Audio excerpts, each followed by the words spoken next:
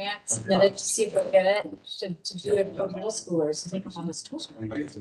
It's something like that, like river cleanup, but it's something interesting, to do like that. So it was really, really neat. I like it. Yeah, I think it's that all right. Move it back a little bit. His first come first served, first meeting, so the people who signed up, that was it. It was like, I was on like email like 100.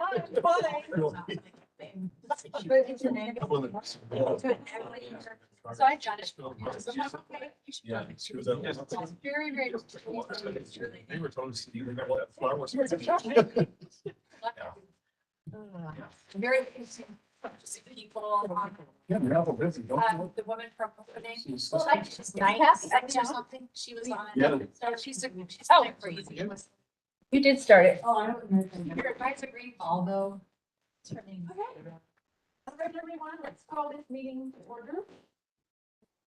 We're live now, it's 6:18 p.m., officially live. And did everybody receive the minutes for June, August, and September meetings? Okay, is everybody good with it? Yeah. Okay, Kathy, go ahead and post the minutes, approved. For the, for item number 2. Item number 3, public comment. Do we have anyone online from the public? We have a public present. And actually, maybe before we go to public, let's just introduce ourselves real quick, go around. We're the SAB co-chair. Charity had that on the committee. Debbie Wong. Carlson. Ray Smith. Troy Myers. Barry Schumann. Okay, I remember, and introduce yourself, and then public comment. Scott Early, member of the Planning Commission, Vice Chair of the Historical Review Board, and candidate for Westland City Council. I'm Grace Sato, student. Not just the web. Representing. I'm a member of the Youth Climate Action Committee at high school. Thanks. Okay, we can discuss them having a chair at the table after later on the meeting on our goals. And is there anything, public comment that you want to talk about fighting tonight or things that are interesting, of interest to you tonight? I'm just here to learn about all your plans for wetland and sustainability. All right. If we don't have anybody, let us know if anybody pops in. So number 4, check-ins. Anybody want to start? I guess I'll start. Since we started this. Yeah, because you had the super cool thing. Oh, okay. So well, that was mine. That was I went on the watershed tour. That was through different counties or like cities, I should say. Very, very cool. I highly recommend it. They do it once a year. And you learn and stop along the way and learn about each watershed and the history of it and what they're doing and how it works. And it was very, very fascinating. So I highly recommend it. Secondly, we had our first official green team at Rosemont. That was students came to, and they were very excited to be part of that group. I just let them tell me what they wanted and wrote it on a whiteboard. And then they actually made a video about recycling. And it's being put all over the school. Wow. So it's very, very cool. I will share with you, we're doing some, they're doing some dubbing right now for the voices because the girls, they were they were inside wearing masks. So we were making their voices a little more prominent. So very, very exciting that. And thirdly, the Eco School Network is actually having a Oktoberfest at the Ale House this Sunday for families down at the Ale House. You pay, this is for part of the Parties for a Purpose for the Eco School Network. You pay $60 for your family and you come and have a beer or a cider and all the food and everything's including pumpkins. So it's really fun. Yeah, really fun. So the Ale House was kind enough to donate the space and the beverages. For the patrons. And if you need pumpkins, I think there's still some at City Hall. I would love to have some more. Our family tonight expected to come, so. You let her to City Hall. Oh, yeah. No, get them. More. Can we carry all the stuff back after the meeting? Yes, I will definitely. Okay. Thank you. You just got that. That's All right, that's great. Just busy with school right now about project finance for energy projects. That's big. That's actually big. It's what gets it built, right? And then, over the weekend, I attended the West Coast Giant Pumpkin Regatta. Anyone knows about that? Wow. Did you have a show pumpkin? You can go floating. What the heck? Yes, they, The one in 12? yeah, so people who grow giant pumpkins will gather into all in and they They dump them. hollow them out and use them as boats. What? Yeah, Yeah. it's really quite a sight. Everybody dresses up as superheroes. You Is look there it anyone? up, you'll see videos. Yeah. Giant Giant pumpkins. Somebody just holding on to pumpkins. Oh, my word. It's really quite a sight. Wow. They make, Float? yeah, they make terrible boats.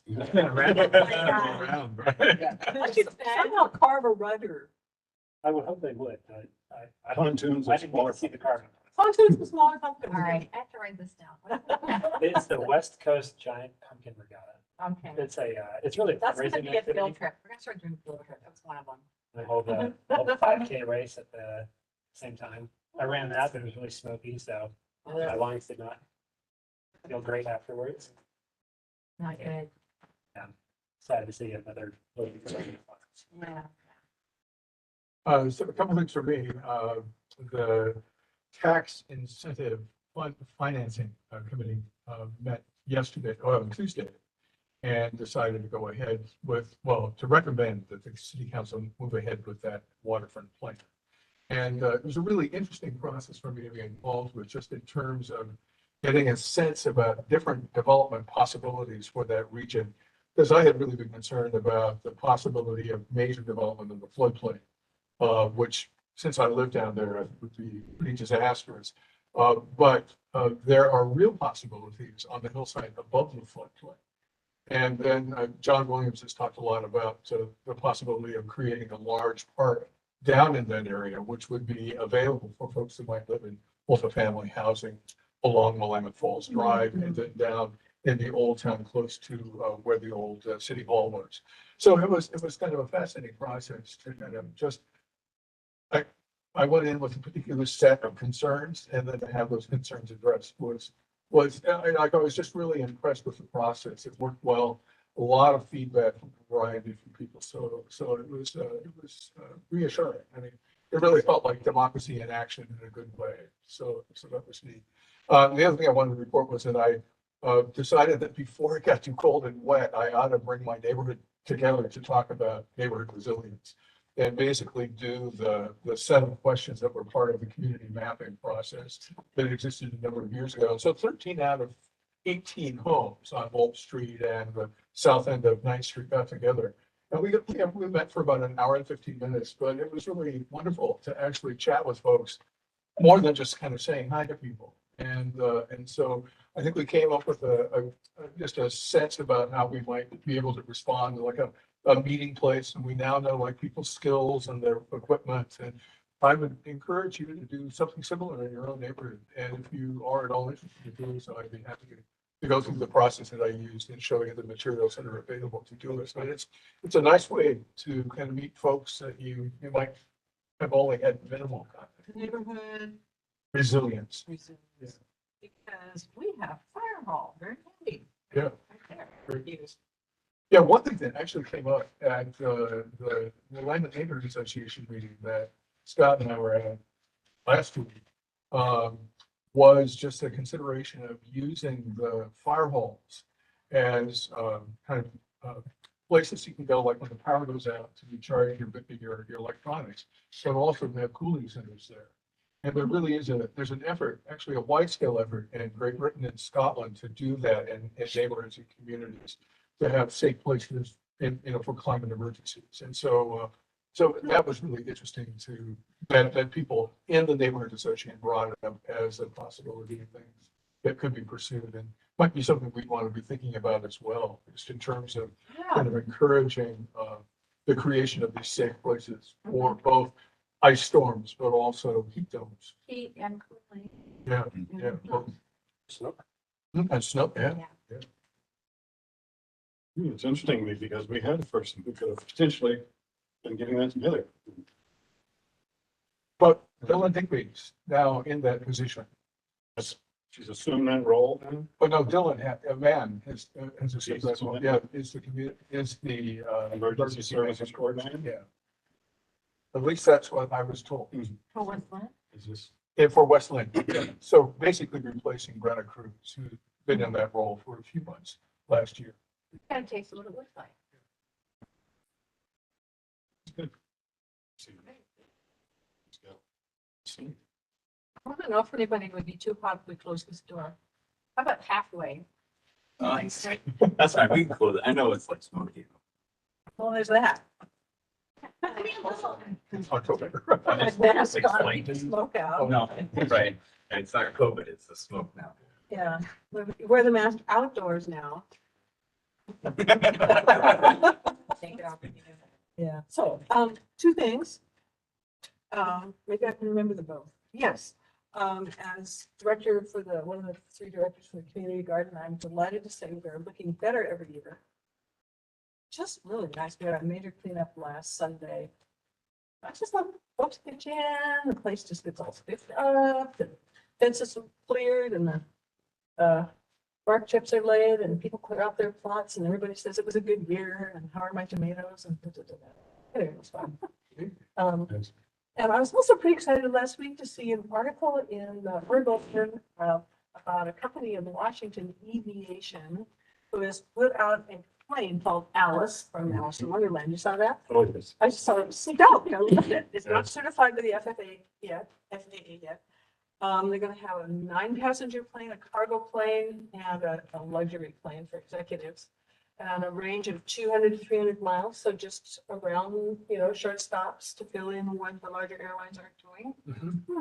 Totally electric airplane. What? It's one of, Aviation. it's one of several in development. Yeah, they figured another 3 years to perfect it, another couple of years to for production. It'll be out in 27. Oh, it's just stoked. I love it. Community gardens, are there plots available for other folks now, or there's pretty? There's a waiting list, Waiting list. How long is the waiting list? dozen people, but probably got 4 spots empty right now. Probably a couple more in the next month. People will let me know they're not coming back. So Is there's there a certain criteria that you use to, it's just first come, first serve, or is it? it's first come, first served, but boy, I wish we could screen the people who just don't do anything after. I can't do that. Screen the slackers. No, can't do it. But I can't get kicked out of my own garden. We've only kicked out one person in the last 5 years who clearly was not doing anything. Weeds in the neighborhood. Hanging plots, right? He was mad. Oh, God, he was really angry. So I don't like to do that. Anyway, yeah. So if you're interested, contact me. Now, I've heard of that criteria for people, like say, for example, lower income folks that might, to help with their food needs. I see. It's $35 a year, which is not a huge amount of money.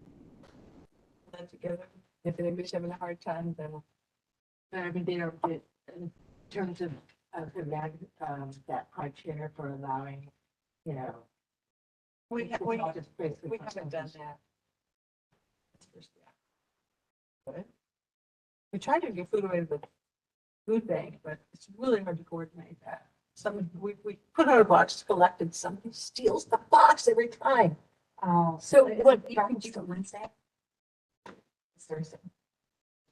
Could you trade somebody that was low income with what for getting the food to the food bank in time? Yeah, I suppose we could. We don't have a website. It's a lot of coordination. Yeah. Yeah. We also have plots for $20. We have Post-it notes. There's all the ideas. All right. Room for all the ideas. Love it. Excellent. Well, I don't have a lot to report, just a couple of things. I was out of the country a week ago in Florida. And, I was so glad to get back home. All the muscle trucks and the total lack of recycling, it was just. Does it speak English there? All and they're barely. Have roots in the south, but I don't claim it. So it was great. It was great to get back home. The other piece is, it's posted on the website now. My term is up in December, so there isn't really an opening. So if you know anybody, they're a good candidate for this group. Apply. I was just saying, I have a great person who I'm actually a mentor right now that we just went to training for eco school. And they've been from India, but she ran the Green Initiative Eco program for her son's school in India, and it's just amazing. Why not to the online forum? Yeah, I'm gonna send it to her, because I've been thinking about what might be good for her. to be part of this group. Do we have a maximum number of members? I can't remember. Is it not? 7?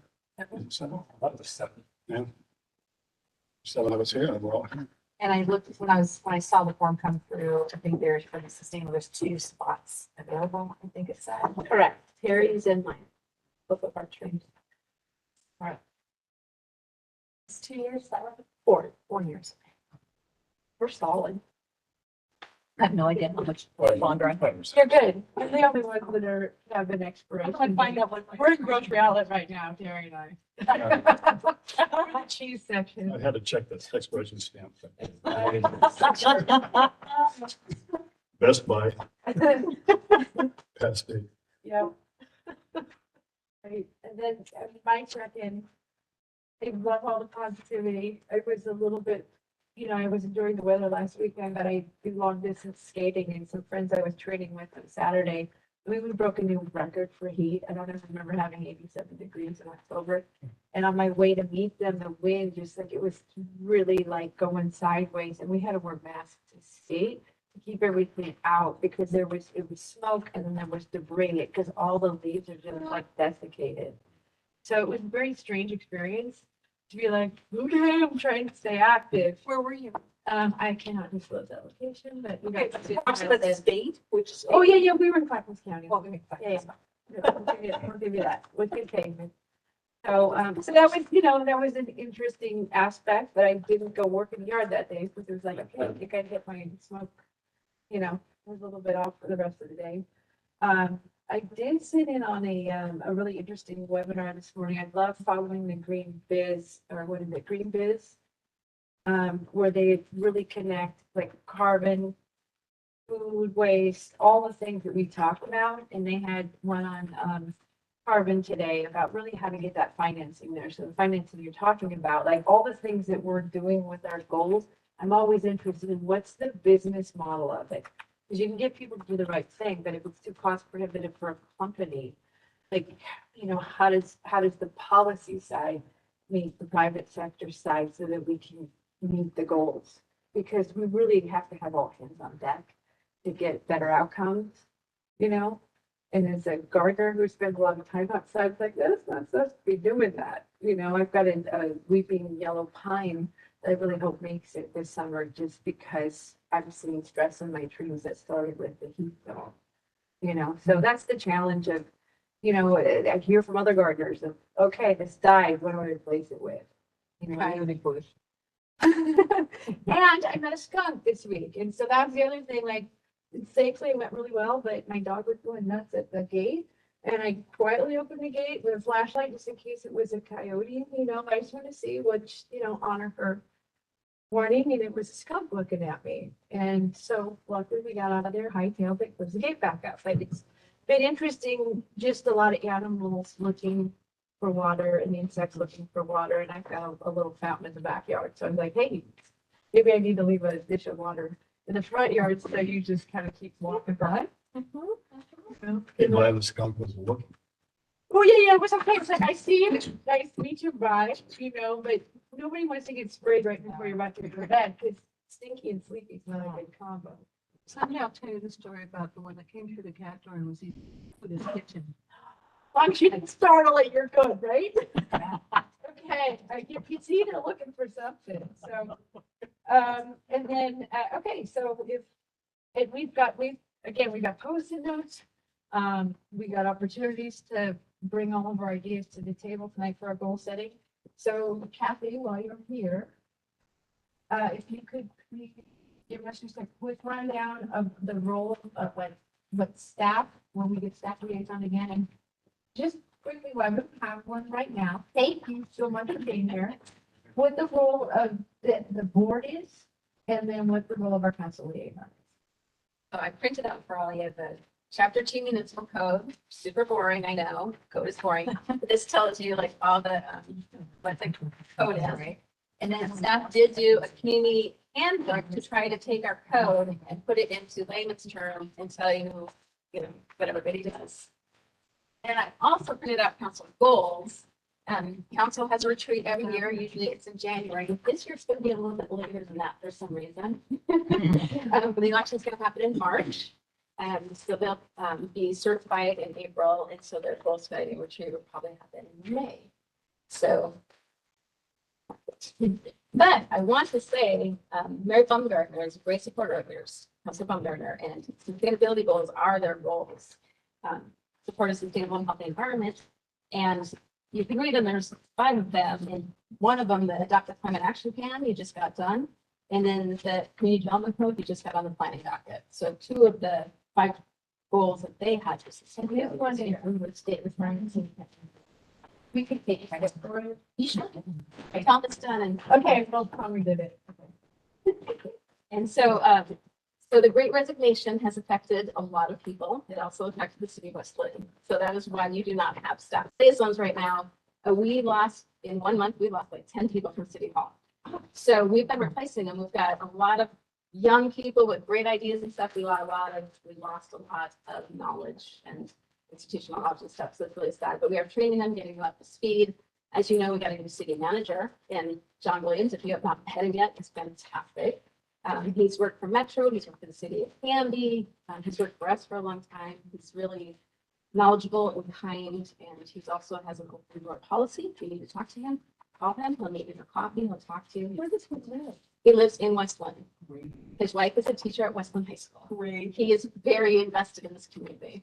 All right. And his dad started the Sustainability Council at Lewis and Clark years and years ago. Wow. So That's I great. grew up with it. Very good. So, staff is here to support you. City manager directs our work because although you guys are very active and doing a great job, we have a lot of other things that we have to do.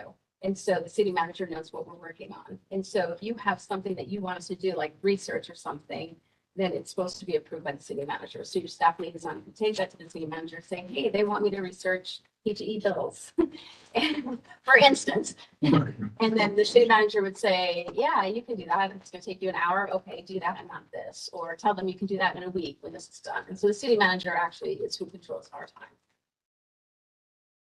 That's easy to know. And then the role of the advisory board. Your role is to advise city council on things. So when the council sets, I don't know why I'm pointing at you. When council sets their goals, usually they try to also include goals for the citizen advisory groups. Because why do you have citizen advisory groups? You can have something for them to do, right? And so the citizen advisory groups are supposed to help them to meet their goals and to get their stuff done. Because they're 5 people and they have a whole city to run and they can't do everything. And that's why you are so valuable. So how it looks then is then when we submit our recommendations to council, they can either say, yes, we want you to do these goals, or no, we want you to do something completely different. Thanks for trying, They can, or something in between. yeah, I know they have 12 advisory groups submitting goals to them. And so they're looking at they look at all the neighborhood associations. We have 11 neighborhood associations, I think. And we have 12 citizen advisory groups. And they all have 7 on them, except for the budget committee has 5, and neighborhood association was Mary. So there's a lot of people asking them for their time and stuff. And so, yeah, council, and you can attend their retreat. They have a retreat just like this.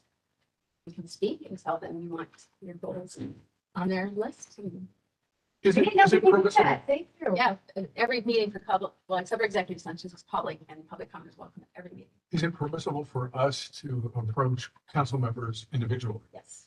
Okay. And then, so like Mary would be the perfect one for you because Mary Baumgartner is your liaison, and approach her and then she can bring that to council. You could give her a list of everything you want and she could bring it to council and say, this is what the SAB wants, but you do your work plan or your At the end of the year, they ask, what are your goals? What have you done? What were your accomplishments? You know, what was a struggle for you? And that's what they look at when they're looking at them. Now, when Mary's not able to come, which is often, understandably. Yeah. We send her an email with this, we deliver hampers in, she's in the garden.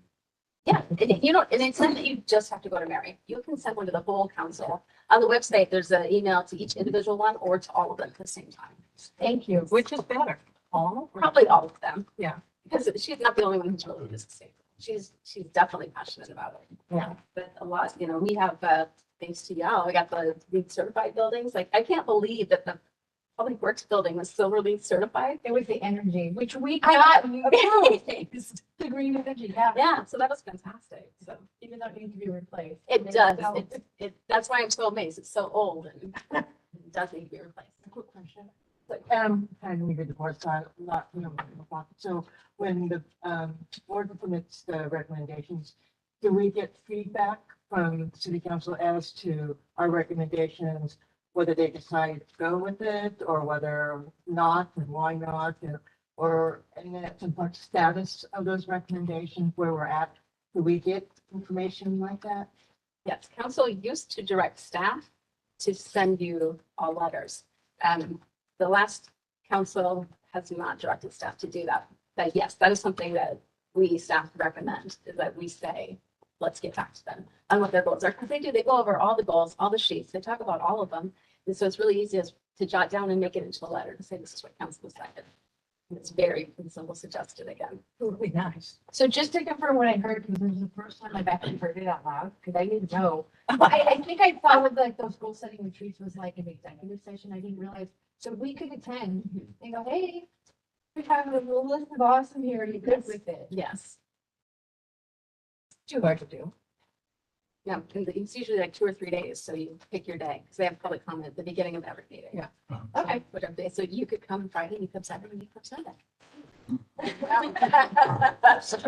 Tag team really. You could do Monday, the council meeting. Useful insider knowledge.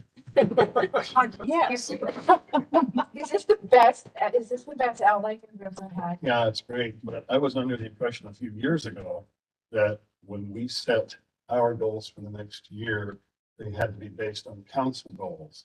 But you're saying, and I know in the report, we put in some goals for next year. So the council, now because they're meeting so late to establish the goals, they will look at the goals we submit in our annual report and evaluate whether that's one of their goals. So it can also be one of your goals. It doesn't have to be on one of their goals. They could say, you guys are doing this and this is wonderful, we want you to do it. So It doesn't question make the for goals. this at night and the work that we're doing, because I think with all the work we've done, Sorry. we could be in a really good position depending on what we come up with tonight from our climate action appendix C.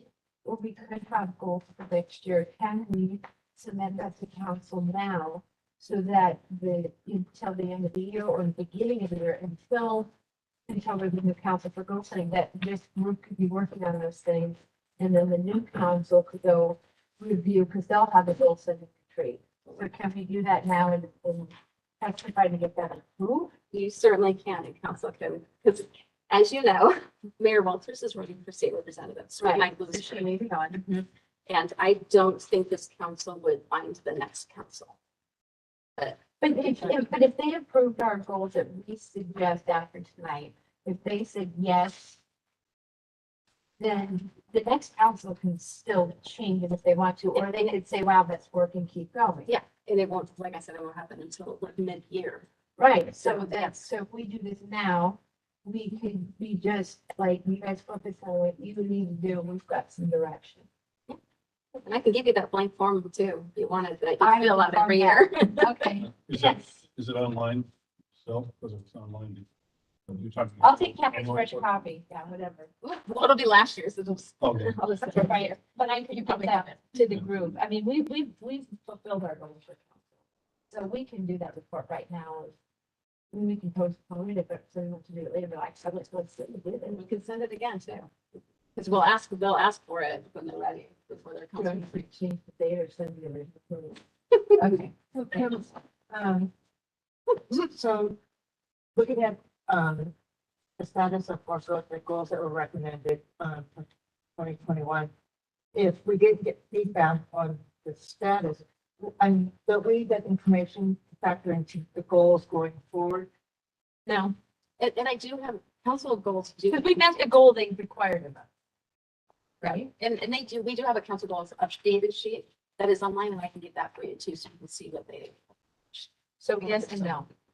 Yeah, like what, what's the company, what's left undone, because that would carry over to the new goals, I would think. We completed all the goals they had for us. With that, What I'm saying is, done. we did it. Well, Safe. then they had to have, Here. because there was like audits on energy audits and such as that. I That's what didn't have that's what SAB recommended to council. And then what we learned was that Jerry said we didn't. Later, he didn't send it to them. So the goals they gave us had nothing to do with what we came up with. So it was a little bit of an interesting start, but we accomplished. So where is it, right? Yeah. Yellow. So what we wanted you to see is that this is what the SAB worked on to recommend to council. This is what came back, which was completely different, which makes sense because they didn't receive what we sent. And we accomplished all this because number 5, we can't do, that's a state of Oregon requirement. You have to protect riparian and go by wetland areas everywhere. So we went through the CDC, and this has all been done before, so we're good, we're solid. So there's nothing to carry over. We could conceivably look at more recommendations for the community development code. Conceivably.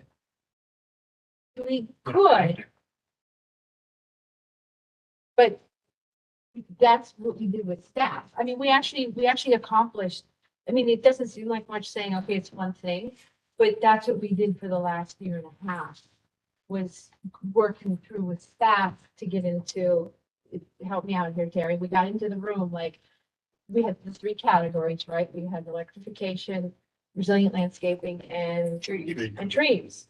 And they were very broad categories. And so we went through everything to go, is this CDC, or is this procurement policy, or is this something else? So even though all those things are important, the only one that we came up with was the tree codes that was relevant to the CDC codes.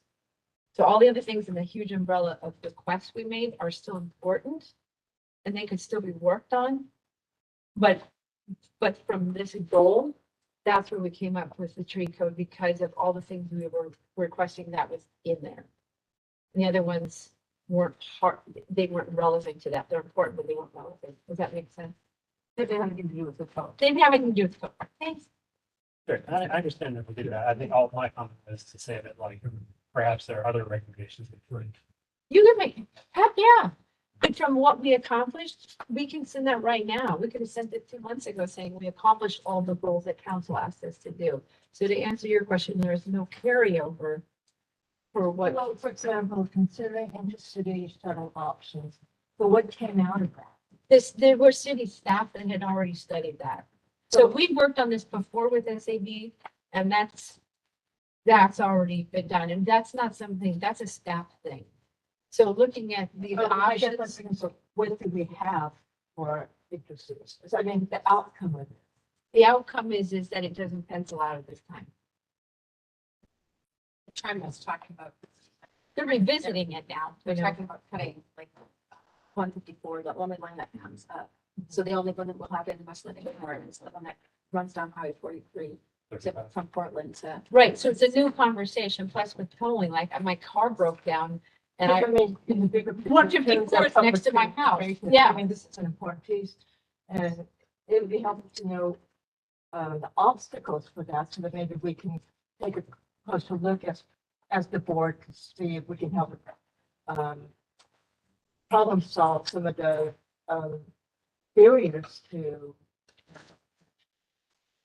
we could, but you're saying that the city's already, they're doing that right now because if they're gonna cut a bus line. Yeah, council wrote a letter to TriMet.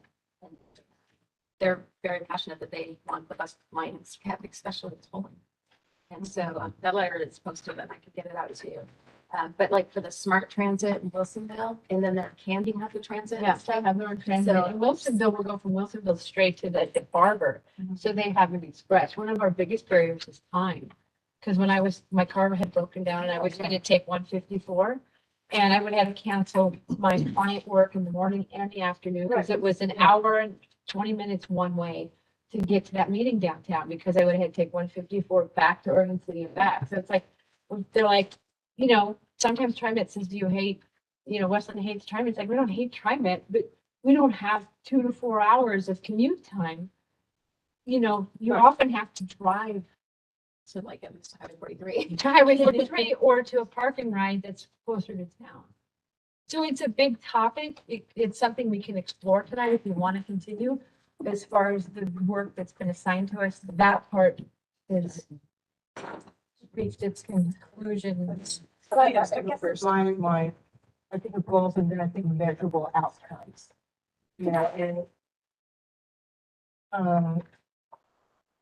This is just and this is not meant as criticism, this is just me trying to understand, because I really want to work with the city to make things better in general.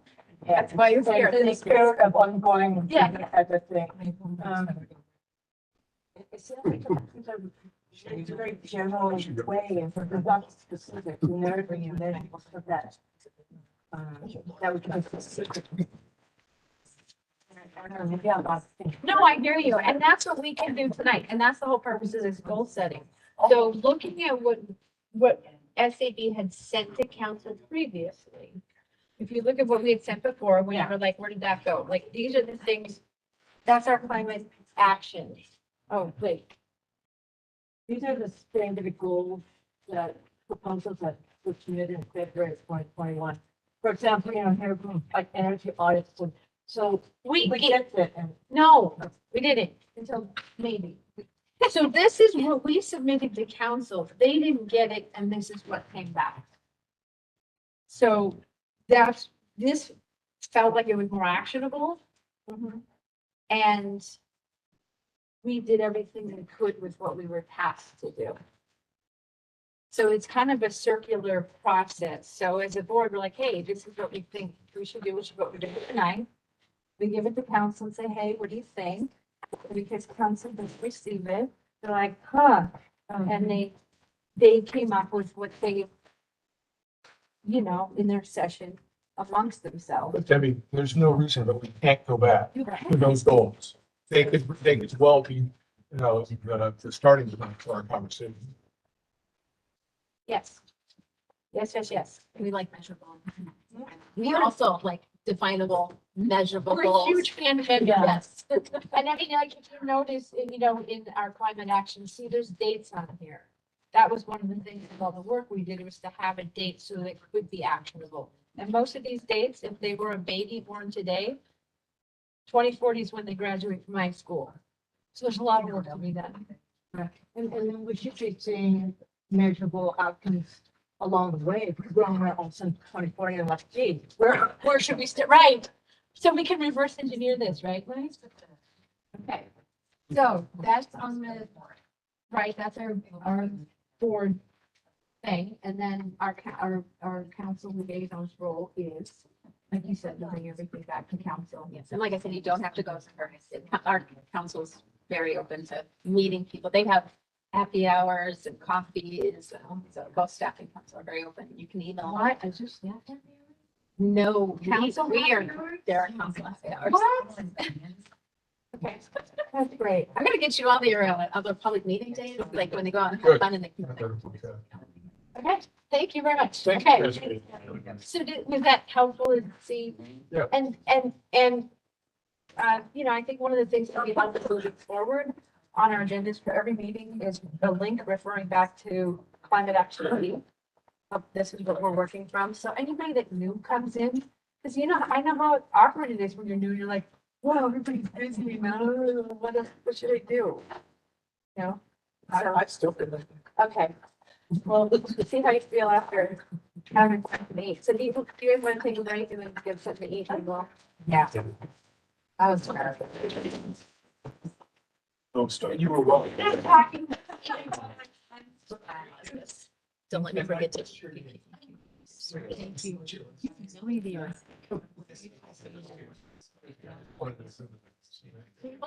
Joy was proud. Good. This is what's No needed. future. I know there's stuff there. Who needs something that is really spacey and hungry? I can't focus. That's not the purpose of the meeting. Trying to remember what I promised. This is possible shade, like shade purple. This is it. For all the work we're doing, I'm enjoying. And $4. Is there dinner made at home? I I just like the whole thing. Like there's no, Sorry. somebody, it feels like the movie Loud Ones. You should probably know. Well, they went to the first Trying to ride. name this, you know, what She runs cross country all the way in. I like squeeze it. Of course, yeah, everybody knows the answer to how to get out there. I was like, I don't blame you at all. They're like, blood sugar's low. Thank you. Are you gonna ditch and come back? Very much. It's a second. Awesome. I'm definitely gonna be doing some running tomorrow.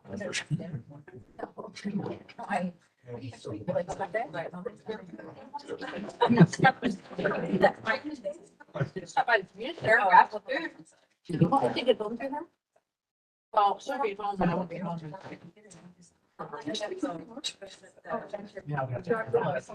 Like I was in the city.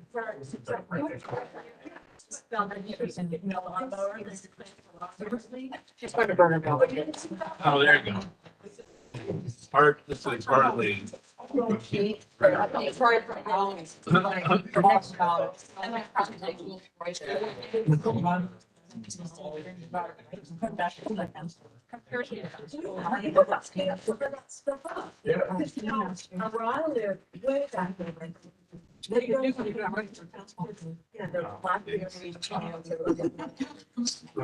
Let's start with that.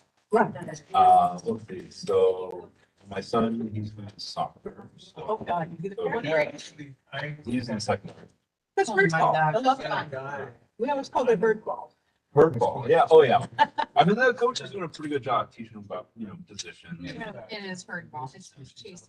And so when it's just, The a- ball's here, and all the kids are on it, kicking each other, trying to go on. it's not too bad. It's landed. PDB.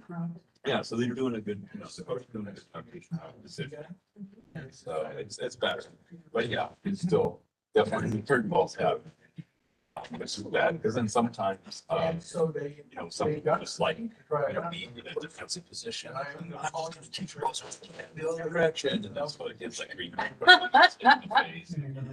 Yeah, my daughter's playing for years, it's her fourth year of class, so it's a whole nother level of game at this point, and so we're just like doing the chase. Like, oh, so that's what the position. Yeah, I was like, I'm trying to like put my daughter in fifth grade. She's doing, like, level 2. And her and her friends, though, I mean, they got a lot of sass. And they're all like, So much. like, if you stay in your position, I don't know, spread if you're a out, when you're defender, running as much. yeah, you run like, if you're a defender, she plays defender right, and so she's like, you don't run a lot unless you are doing a position and sort of like getting her, and you're pretty much knocking that ball. It's, Right? it's really funny watching my daughter. That's Like, you. there's 4 girls like on the defensive line. Here comes one person in position the ball. And like.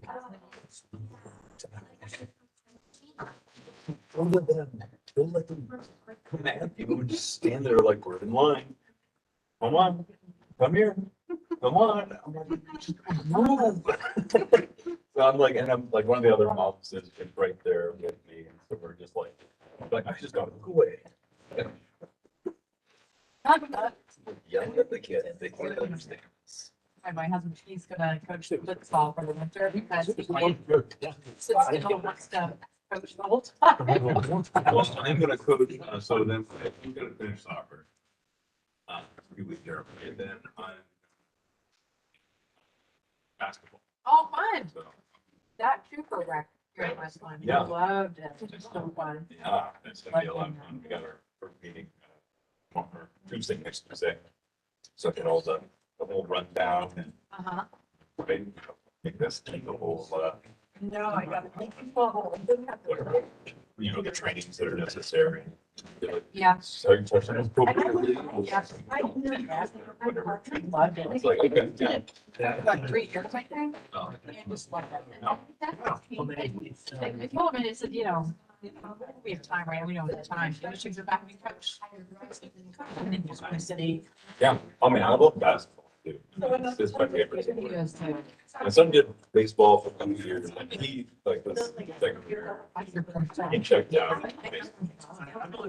I was like, yeah, I'm really, you know, it's a lot of fun. I mean, I was the coach for the, they're all kidding around. And so, and so this is me during the game. Bro, Oh, you. stop playing with the dirt. Like, that was my coaching experience. But I just didn't want him to get hit with a ball. So it hurt. It was like, I would never see her little one when he was playing soccer, and she would just come off the field and sit in my lap oh, that's during the great. day. She was, oh, Yeah. she's like, I'm done. She didn't want to play half the time, so we didn't feel the game. Just run off, come sit, she's like, I'm done.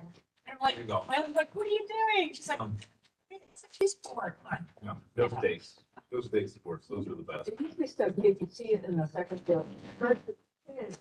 When you have the field, they pick the little spray of. The shin guard, Here. the shin guard. Yeah. Yeah, so there's, there's a lot of sports going on with the kids. There's Right now. There's that, also studying to be a financial planner. Wow. Yeah. You have a lot going on. Wow. Yeah, well, you know, I mean, and it's definitely, it's something, you know, like that was, you know, it's kind of interesting because when you look at environmental issues, how we address them, it's like, we have all the ideas we want. We don't have any money to implement them. Or if insurance carriers won't cover your buildings anymore because you've been through extreme climate impacts. Yeah, oh, really? My homeowner's insurance went up last year or when the fires happened because I was mobile to evacuation. What? I'm farmer's insurance. My neighbor across the street is not farmer's and his went up too. So Wow. people think it, like, we can't afford it. It's like, you can't afford to have an uninsured property.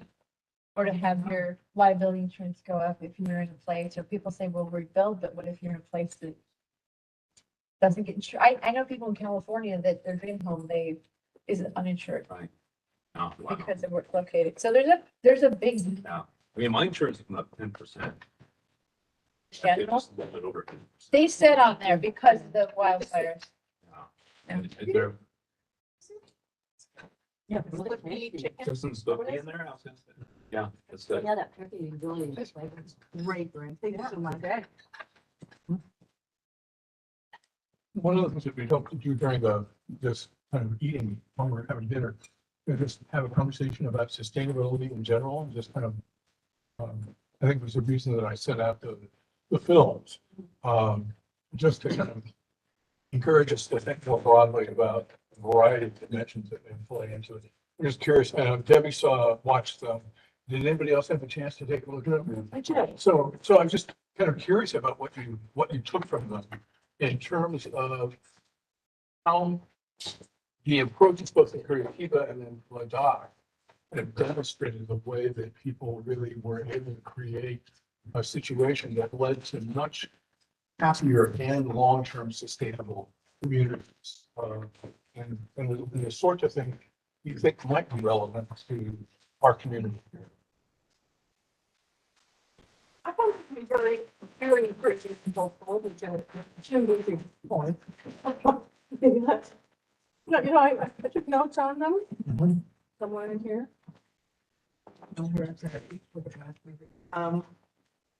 Yeah.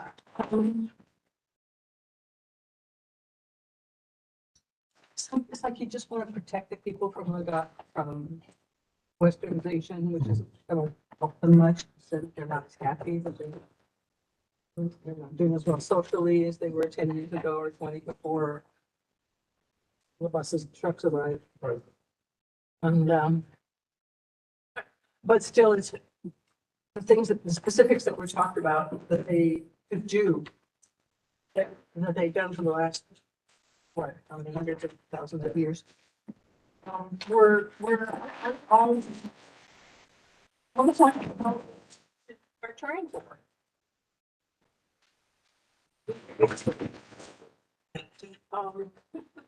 Use local breeds of the sheep, don't overgraze. Yeah, that they're very tied to, Buddhism, that every family has a member in monastery that they're connected to higher sense than just personal gain. And that you don't do anything that you know will harm the community. Just a beautiful way of living. Yeah. So and if I could, I want to pronounce it Curitiba, which is quite the perfectly the way to pronounce it, but I never. yeah, we all need an architect in here. He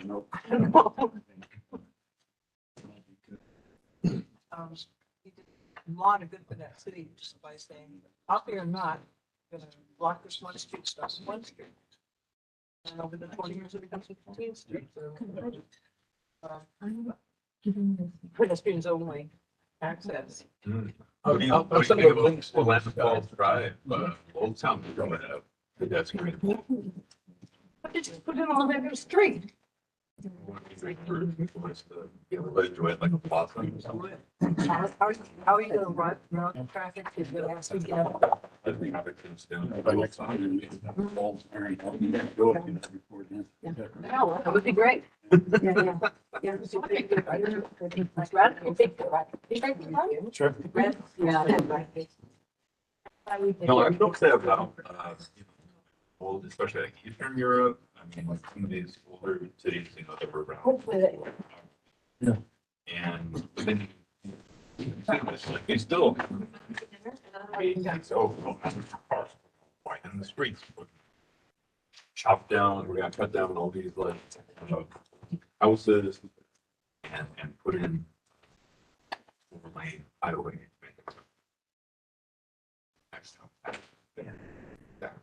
I'm like, no, you gotta part that group, move it from some smaller vehicle. Down there, and then there's the one.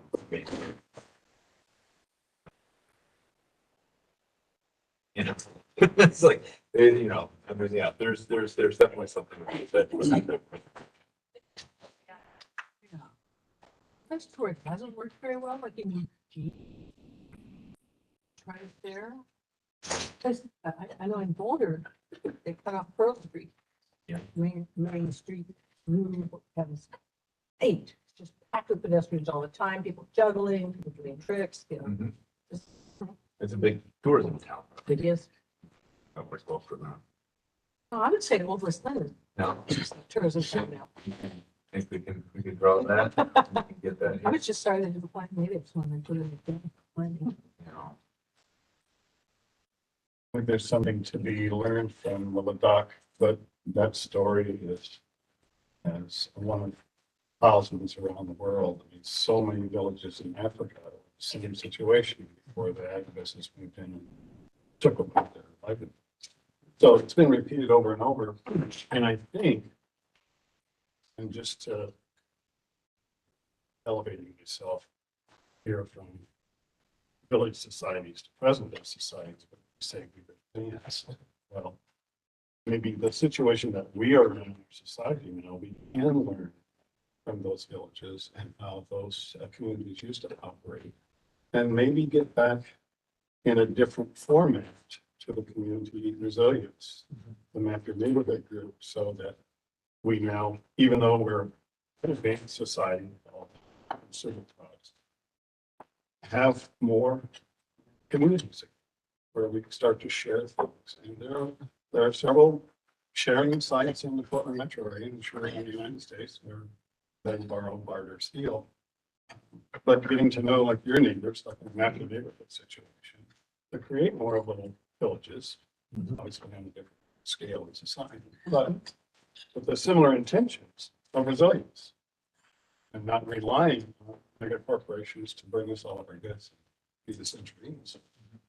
I think there's a connection although on a different level. Okay. And I mean, witness towns, you all mentioned, was it 13th Street in Portland, I think, where they blocked it off and announced restaurants and stores and stuff. Vibrant, people walking, Yeah. shopping, all around the country where that has happened. It's reborn. Places are reborn. There's vibrancy. People get out and walk. You don't really hear stories of that going forward. Pardon? You don't really hear stories of like, creating these pedestrian walls and then people being like upset about it. Like it seems to work pretty well. Yeah. Yeah. Eugene is the only one I've heard of that just did not sell. Yep. Where? Eugene? Oh, really? It didn't work. Wait, wait.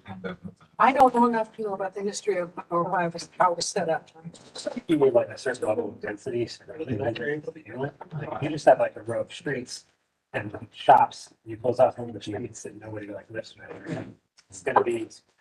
Not as. Yeah. I'm also really happy to see on the European model, the kilometer circle and the walk distance in most services. I'm really happy to see communities like the Belmont Division, places like that, we've got vibrant, non-local communities, restaurants, shops, grocery stores where, you can walk to places. Really happy to see that develop. And Old Town Willamette. Yeah. It's becoming like this. It's particularly like, you've got the farmer's market during the summer. And they had the community dances for a while before COVID.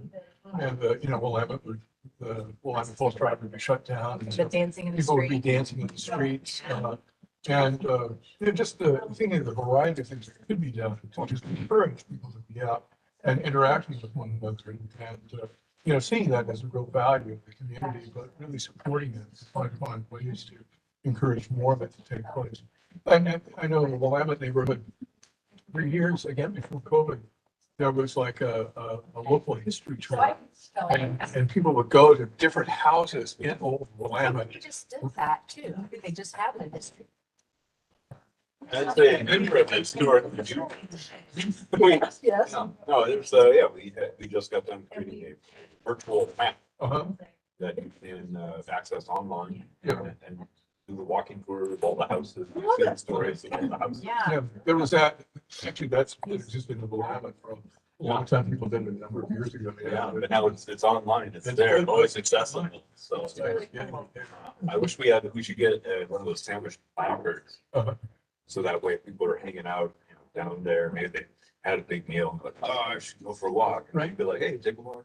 That's a good idea. That's great. Or just do the QR code thing. Need a walk? Yeah. Yeah. Walk that. We're trying to do right now, arts and culture. Our walk, it's very important, like our art experience. Just because we're trying to pull in this, is it Willamette, the city, the local businesses to see if we can get some artists. Just to have it like their arts display. Oh,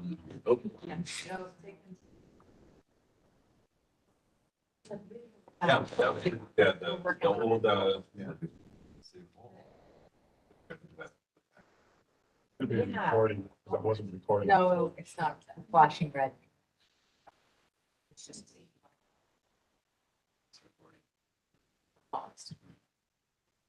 Anyway, I really do think, I maybe I'm saying it, but I really do think that this whole community resilience is something that should be focused on in the future, because I think that will help educate people, not only just getting to know your neighbors, but also about environmentally safe conduct, as far as how you treat your yard, treat the environment, what type of products you buy. So I think that whole thing has the potential to be an educational opportunity that we aren't really aware of where it's going to go, but it has the potential to affect some. I think the main thing, walking culture, make sure that we're actually living and residing with them. And that's kind of the tricky thing with Westland, right? Because there's Westland's full of so many professional lawyers, doctors, whatever people, so they all try to like downtown work. Service support. Stuff. course, that's one thing that Council 2001 is started to get at, which will very slowly happen. We will help with that, as well as the planning commission will look at ADUs, the accessory dwelling units, so that way you can just have more affordable housing. Westland, so then more people could actually be living and working, because that's the most sustainable thing, to live and work as close as possible. So that would be something I think. Isn't that the idea behind that, climate friendly community is to have communities set up so that you can walk all the major services, recreation, dining. Which will reduce the need for parking. Yeah, So yeah, less concrete on the ground, more trees yeah, instead of, yeah. yeah. Now, it's, I mean, it's gonna take a long time, for sure. I mean, because we're gonna take out the parking. Doesn't mean all of a sudden, like, how the parking lots just disappear. They're still gonna be there. Yeah. So guys, to stay at the dinner table, since we're having a family meal here, and we're working through this, I wanted to just bring your attention, and if you don't have a copy, I'll grab it. What we're working from for our goals that we're submitting to council saying, hey, this is what we should work on, is climate action C. So council approved climate action C. It was, you don't have appendix C, sorry, appendix C. Let me know if you have it, yep, right there. So that matches my super awesome pieces of paper on the wall. So tonight only we're using paper, so that everybody can kind of have that visual conversation. We got some super awesome post-it notes Kathy brought to recycle from their office supplies. Awesome. The rewriting post-it notes. I'm a kind of attached to the Sharpies because those are mine and I really like Sharpie. You want your Sharpies? Don't go far. I will find you. And so as you're talking, I'm just gonna set them on the table. Yeah. Or actually, Kathy brought pens, so if you can avoid my Sharpies. Those were for me, so I could write on the board. A couple of things I wanted to try tonight. Okay, I'm gonna take that. Give me my Sharpies.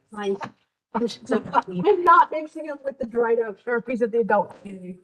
Okay. This is what we're working from. So you see on there where it says goal 1, built environment. Built environment. Goal 1, 2, and 3.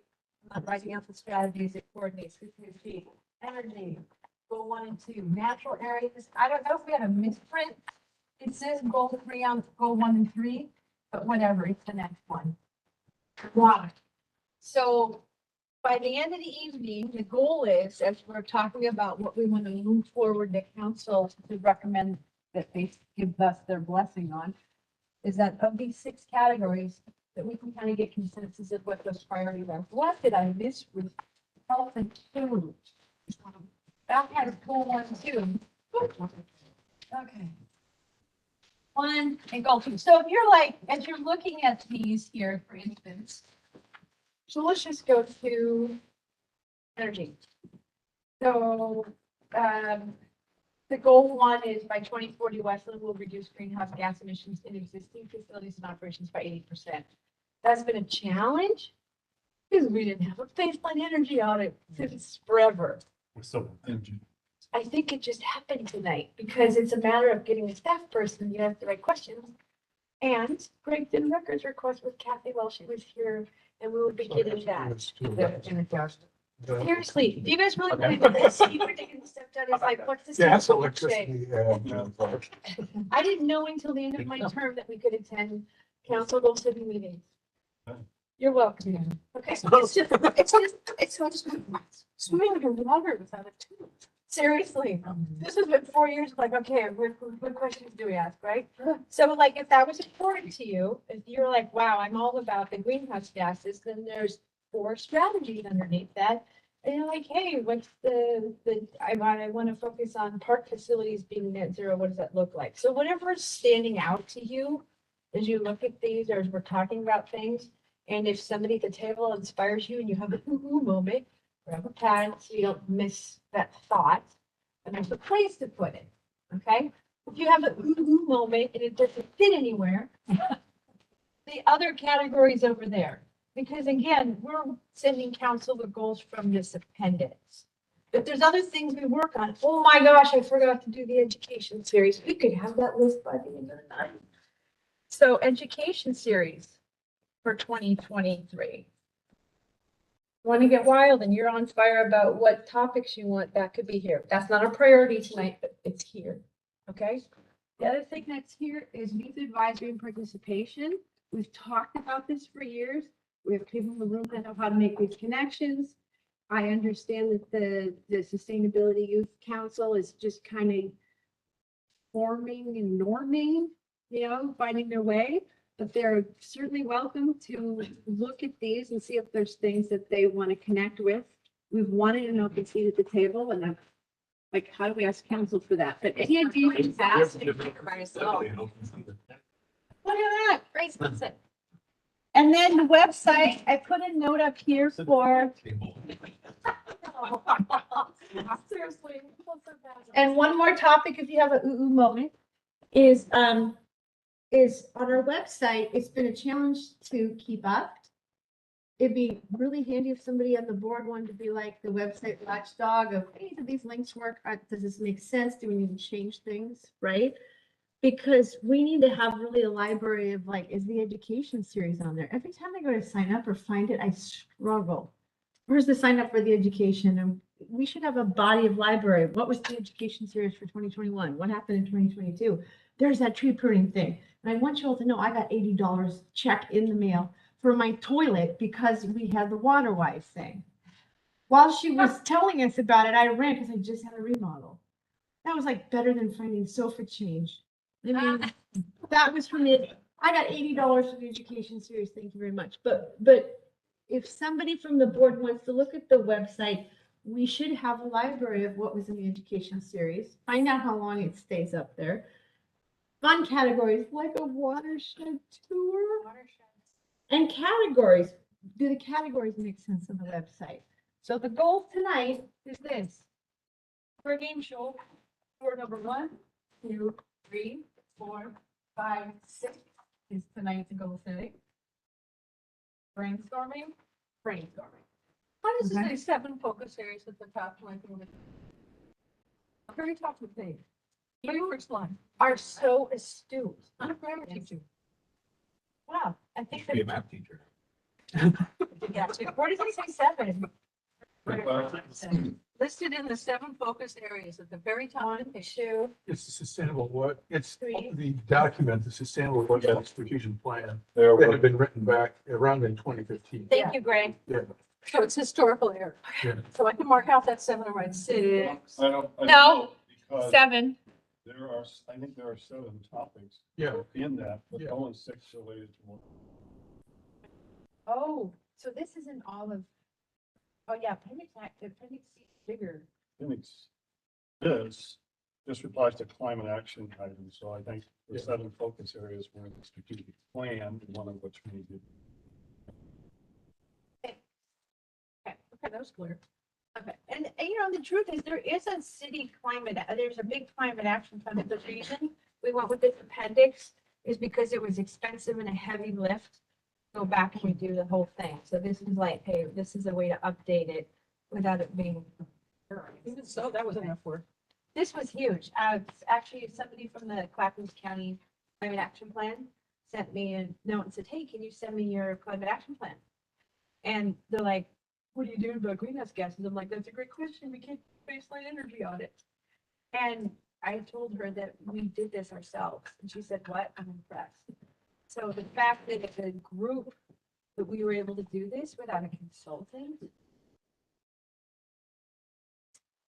So that could be our goal. We could come up with all this stuff and then say, hey, the city promised us, and I will say the city promised us 2 years ago, a consultant. We asked for a full-time person, and like, maybe part-time, okay.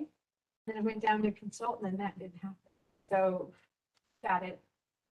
And I think the best thing that could happen to get these goals moved forward is to get a consultant. Because then you got a roadmap.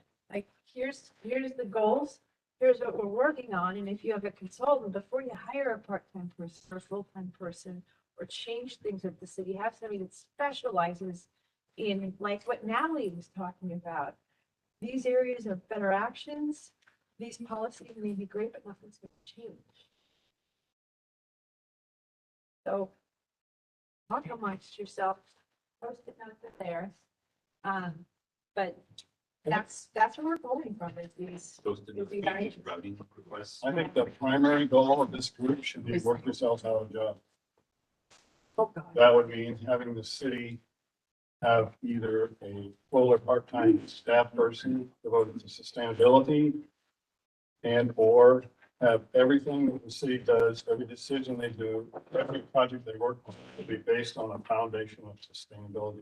Right. How do you, going out? Because it is not, there's not. Sustainability, oh, well, in this decision over here regarding economic development, well, maybe we should look at sustainability. No, sustainability should be the foundation on everything that the city does. That's why. It's value engineered out of a lot of decisions. It's the first thing to get cut. Yeah, and it shouldn't be a line item. It should be how we're doing stuff, right? So we're using Sharpies to write our reviews on. So, City's going up for You can help us with Sharpies. You like Sharpies? I just use, you would might have to recommend, as long as we get back to home. like what Downey was talking about, like possibly. And I mean, just those types of things, because that's all in the city's mind. Okay. That's always on there. I mean, that's on the mind, but Yeah, yeah, go, yeah. I don't think should be the worry of this group of how much money it's gonna cost or anything like that. It should be a broken record from this group. Every time we submit goals, we need a staff position for sustainability. How you fund it is up to you. You're the city council managers. Our recommendation. Do you think though that might help? It might help it to happen that the fire somebody, if we make some recommendations on funding for that. If I was if I worked in the city, I could pay for my own wages. With the money we could get back outside of the city. I sent an email to the school district about the electric buses. The funding was coming, there's $5 billion for electric buses. We've asked the city to electrify, and they're still siloed of the school district because it's Western Wilsonville and the police and the city. They own the vehicles. And they need to be talking to each other. An electric school bus can be discharged as an emergency battery. So it's not anymore, it's not just a vehicle, it's an emergency power source. And I got dismissed by the school superintendent. I think we have too many notes. I know the school doesn't own the buses, but like pass it on to the first student. That's stupid. I'm a volunteer. I'm not spending my paid hours to go research and contact at first student. So I sent it to the entire school board and the principal, and I got this. And then I read about Beaverton giving school buses. So it's like, this school district. So there's that person would pay for themselves because they would focus all of their time on meeting our goals and finding tools to do it. Because when everybody talks about our budget issues, yeah, you gotta work within the means you have. And if you don't have enough money, maybe there's money somewhere else that you qualify for. This city is well positioned to qualify for funding because of the work of this board. Because, I mean, the reason there's 5 buildings that they're gold certified with sustainability at work in Clackamas County is because of this board testifying for the city to purchase Green Futures Energy. That changed the whole game of just our energy purchases. So you do make a difference. And you have to be a little squeaky. So Kim, what's the outcome of this particular part of the meeting? Are we hoping to basically identify a set of 4 or 5 priorities for the next year to work on? Yeah. Well, here's the thing. The thing that we got last year, there's some things that it may be one thing. So let's just go through all the things that you stand out to you that you would like to, not just that you'd like to see worked on, but that, you know, would move the city forward, right? And then we'll hand that to the city. But what the thing they asked us to reviewing the CDC goals, how long did that take us? The entire time. It's a big lift and it's seriously important. So we're not limited right now from this list.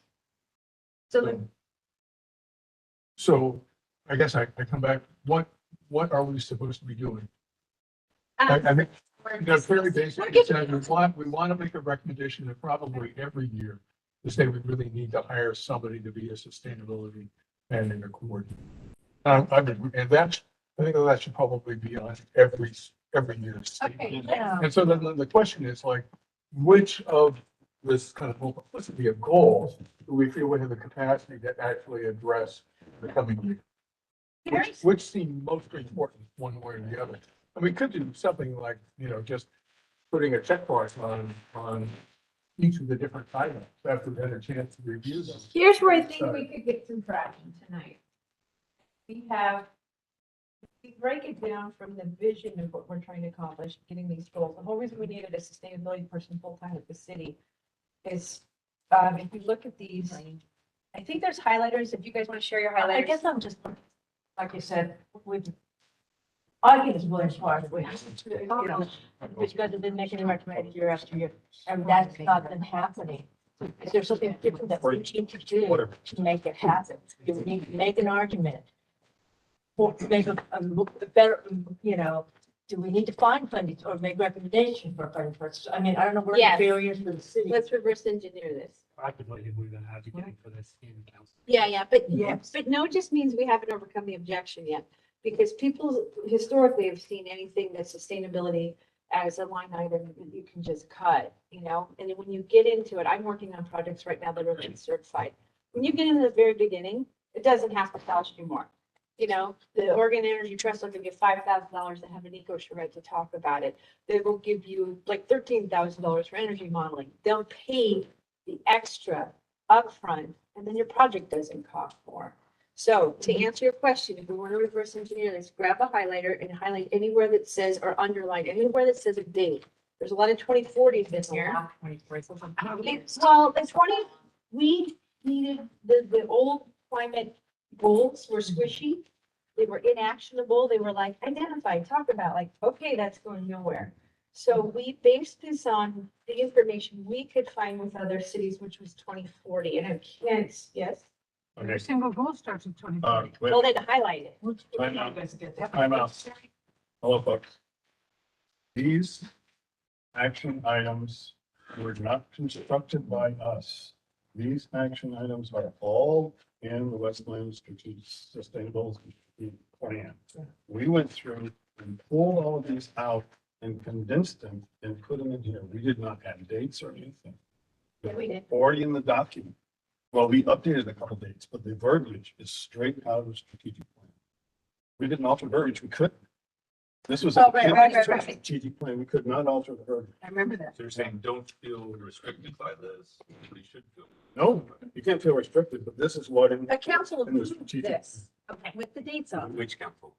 City council. The current, the year. The one. 2015. It was signed by. Which mayor? 2015 was the original plan. It was Yes. updated. And When did we get this approved? Appendix this C? was 2 years ago, I think. 2 years ago. Yeah. Sure wasn't 3 years. Well, it could have been. No, it was But it's recent. it was recent. It was two. It was this most recent council. This appendix. This appendix. So you see the 2040, but that's actionable. If we have this goal that this needs to happen by 2040, you can go through and go, wow, which things do we need to prioritize today? So of all the things, there's probably 100 things that are important collectively to all of you. Of these, we gotta hustle on first. Okay, can I say something? Or it's just like, I'm just looking at this one that built environment. Develop safe pedestrian bike connections. So on the eco school speaker program thing that just happened when Amy Hicks spoke, a mom at Trillium, which is a LEED school, certified school, along with one of the schools right down here. They just did that where they are doing that's all those flags you see now. That was done through the green team there at our school here to do the safe pedestrian walks. And that's why you see the new flags that are up on top of the hill here and all over the whole school is all Westland. That was all through eco school and all this coming together, eco school, all the schools, that's like the connecting and making it a safe pedestrian in Westland. So that's kind of like a check off. What was that called again? What did they call, what do they call it? Yeah, I mean, you've got that, but like, this doesn't sound like this is school district wide. It sounds like it was adopted by a couple schools. No, all the schools in Westland adopted it. Oh. For safe walking to school. It's called walking. Safe routes to school. Yeah, safe bike and walk to school. And some of the parents in the neighborhood didn't feel that there was accurate, like appropriate, like flags or things that you hold out. Right. So their kids can walk to school by themselves or be okay. Or bike to school. It's to keep the emissions down when people are waiting in line at trailers. It's insane. That's a big crazy. Just look at it at Rosemont. So they all got together, and you'll see them all over this where the schools are for walk and bike to school. Okay. So that was just implemented with they just said, yeah, that sounds like a great idea. So they adopted it and took it on, and that's when the city put up the little flags. Yeah. That was from the green team presenting it to the district, saying we really need this to do it. If you really want to be sustainable and you walk and bike or to school. And they did a no idling policy too. Yes. And so they just did it. So just like this could be a check off, like that's kind of Yeah. in a big way, you know. Anyway, I just wanted to, that's kind of a great event that happens for our city. Well, I think this also, I mean, it ties into the transportation system because I think all new roads have to have. But they definitely have to have that. Multimodal. They do, but the problem is with cars coming, you gotta have, like, they have found, you know, like in Portland, you've gotta have a flag for people to see it. Yeah. For the kids to cross, because parents will not like it's too dangerous, especially down here at Hidden Springs. So they made it where it was. I do it now. I grab a flag, wherever there's one, put it in a little thing on the other side. So I was just saying, like, that's kind of like a one that's progressing that we can say, look, it's already being adopted. We should make this. Everybody, a lot of people walk and ride bikes. So maybe this would be a way to kind of, let's do a kind of like a rapid fire popcorn on each of the 6 categories without going a deep dive on it. Let's just start with, because I realized, who was it that just said everything's 2040? Yeah, I was like, just Thanks. I love everyone's observation. You're right. Let's start with built environment, and we've got the goals and their strategies. If you've got an idea about something, it can be, as long as it's within that flavor, because these aren't prescriptive. We're like, we're giving council, hey, this is a 50,000 foot view. And if they say, yeah, focus on this, then you get staff time to help dive into what the details are. So we don't have to tell them how to do something. We're like, hey, this is what we think we should look at. Thank you. And if you guys want the council to prioritize the tree code review for next year and they approve it, that's what you might be working on. Right? So starting with the built environment of these strategies, just take a look, take a moment, and write down for yourself 1, 2, and 3. Why don't we start there? And I'll just do a tick box over here. So for built environment, take a look. Don't shout anything out yet, because I need to write this down. Built environment. Include landscaping built environment. This is just this category, so Right. whatever's here, between here and energy. Right, yeah, but I mean, when we say built environment, just so I understand it, I mean like any, It's a broad category. It's a really broad category. So like, I'm thinking more like, the sustainable. They were doing all the new construction, like the top of the hill, Toll Brothers, all that. That consider like a built environment, like, how are we controlling that? But with built environment, I'm not sure if we've called it right. Okay, that's We fine. got built environment, energy, the trees falling into natural areas, water, materials management, health and food. So those are the 6 categories. So whatever the thing is that you're passionate about, it should go into probably 6 into one of these 6. So if we just as a group right now, to get us kind of like dialed into things we're like jazzed about or want to focus on. Let's start with, as a group, built environment. And you see there's goal 1, 2, and 3. So looking down that list, is there anything of that you're like, heck yeah, this is my number 1? But just as an example, thinking of what Debbie was talking about earlier with regard to the loss of Route 154. Mhm. Really kind of focusing in on work toward transportation Yes. affordability might make a lot of sense this year. And do what we could to kind of explore the kinds of things that potentially Wilsonville has done, et cetera. Like what would it require in terms of policy to be able to kind of move in that particular direction? I'm not sure exactly what would, but that might be a way to kind of interpret this in terms of an issue that was raised in our conversation earlier. And that's a big topic. Yeah. And it's also one of those things that we can work on as a group and then when to go over to transportation.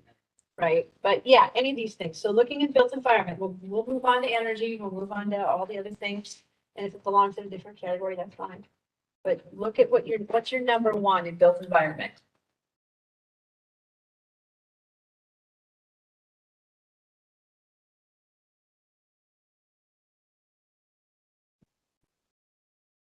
I put it on a sticky. No, just write it down, or actually, if you got number 1 right now, what is it? The goal 2, strategy 1, around affordable housing near public transit. Okay, goal 2, strategy 1, okay?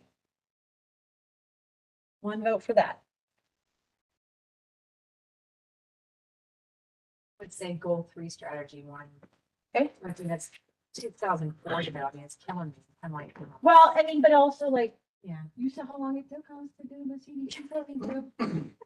No. Okay, so goal 3, strategy 1. Like, Okay, 1 vote. I'd say, goal 1, strategy 1, I think this ties Yeah. into what you were saying, Charity, about a safe that was my walking and biking in West Lynn. I have a pet peeve there. We walk all the time in West Lynn, and there are You know, so many unsafe streets and lack of sidewalks. Yet now we have a $60,000 fountain on Main Street. So, with the shittiest. how many panels with of the sidewalk? is that? shittiest carbonated water I've ever tasted in my life. Get your money back. Oh, I'm sorry. Anyway. Man, culpa me, I'm excellent culpa. Yeah, no, no, We are supposed to record it? no, we are recording, but it's, Yeah. so anybody's Anyway. recording. So- It's recording, so anybody. It is? I don't think it says record. We have. Oh, that's right, but people can watch. So we are live, Oh, so people can't participate, yes. but they can observe. So I put it there anyway. So don't feel the board we are tonight, okay? I'm out here. No, yeah, because it's our goal setting, Okay, good. but people have access Actually, if they want to watch it strategy happen. 1 for goal 2 is kind of folds into goal 1. Yeah, they're kind of the same. Just doesn't have the word safe in it, Well, but it's just more detailed. But yeah, I agree. It's goal 1, strategy 1 is Yeah. important for as much as. Right? Common thing with this is just make it easier. Yeah. Yeah. No. blame it. Yeah. Tell it like it is, Mike. Which is That's what we're a asking. huge epic challenge, right? Yeah. And again, we can have these as goals, but can we, I guess that, this is a great example. We can say to council, hey, we want to do this, and they come back and say, great, you guys work on it. It could be an exercise in futility, because people are working on it. We're in a transit desert. They're gonna take away, they're gonna take away buses, but I'm a lifetime TriMet rider. I can tell you all day long how long it takes to get somewhere. Yeah. And then it's a budget item, like you could work on it, but like. Yeah. Is it gonna go anywhere? I have 2 thoughts just for this, and these might be totally, just throw them out, I don't know, but. You have post-it notes, you got plenty. I get fun post-it notes, I'm Yeah. gonna do it. Right, there's things you want. So for, like you said, getting to transit, sometimes it's a problem from a parent level, no, for sure, right? So is there any way we can have a community, like an electric community car or shuttle? But then you're posting out and then. Mass transit. Yes, but that's Also like our little transit, like here's the times, you know how to do it at a hotel. Like a Every local 30 minutes, Uber you show thing. to the airport, right? Here's it where you're not gonna be in 30 minutes, but like you'd be like, these are the times. It's gonna be. That's gonna be something that's very important, because if we're gonna do the climate, friendly, part of that is reducing parking availability. Yeah. So if we're gonna do that, then we will need A shuttle, mass transit system right? within the city. They get you somewhere in a Public. timely Exactly. fashion, not Exactly. 2 hours or an hour And and a a half lot of one people in way. West Line go down to No one's gonna wanna use it all the if it's time, not just to go shopping convenient. and whatnot. Yeah, that'd be great. So this is just Go one one that goes back and forth to Go below. below. Is that one? Which go with that? That was just maybe. No, where it Yeah, goes. it's where the gold Which one, are all the stores Yeah. are. gold one. Second one. Okay, the other one was that I had was a lot of the kids now, because we're in such a hilly area, in the high school or the middle schools or the, primaries. Kids riding their bikes for their, I mean, we just got our electric scooter because we're like, we're not gonna go sit in the line and drop her off and sit there and idle, right? The no idling things campaign, right?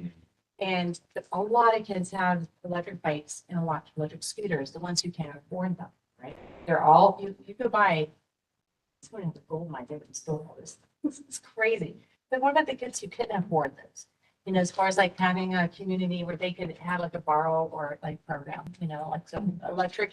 Because it's hard on these hills, but we gotta limit because it's too hard to ride a real bike. So like a low income borrow or a borrow, just borrow. Yeah, or like in some kind of way we could get like a loaner, or you just scan. Scooter program. remember? We did, but you have to be 18 or older, the kids Oh, yeah, can't that's do it. right. Yeah, but if they can And check I it out, the way the forgot kids what have like that. I was thinking something like the library does, where, you can do at the library, you can go on like and check out a toaster if you want. Yeah. There's all these things. Why couldn't we go and have them check this out? Okay, so what am I putting on here? What's my? Everything you just did.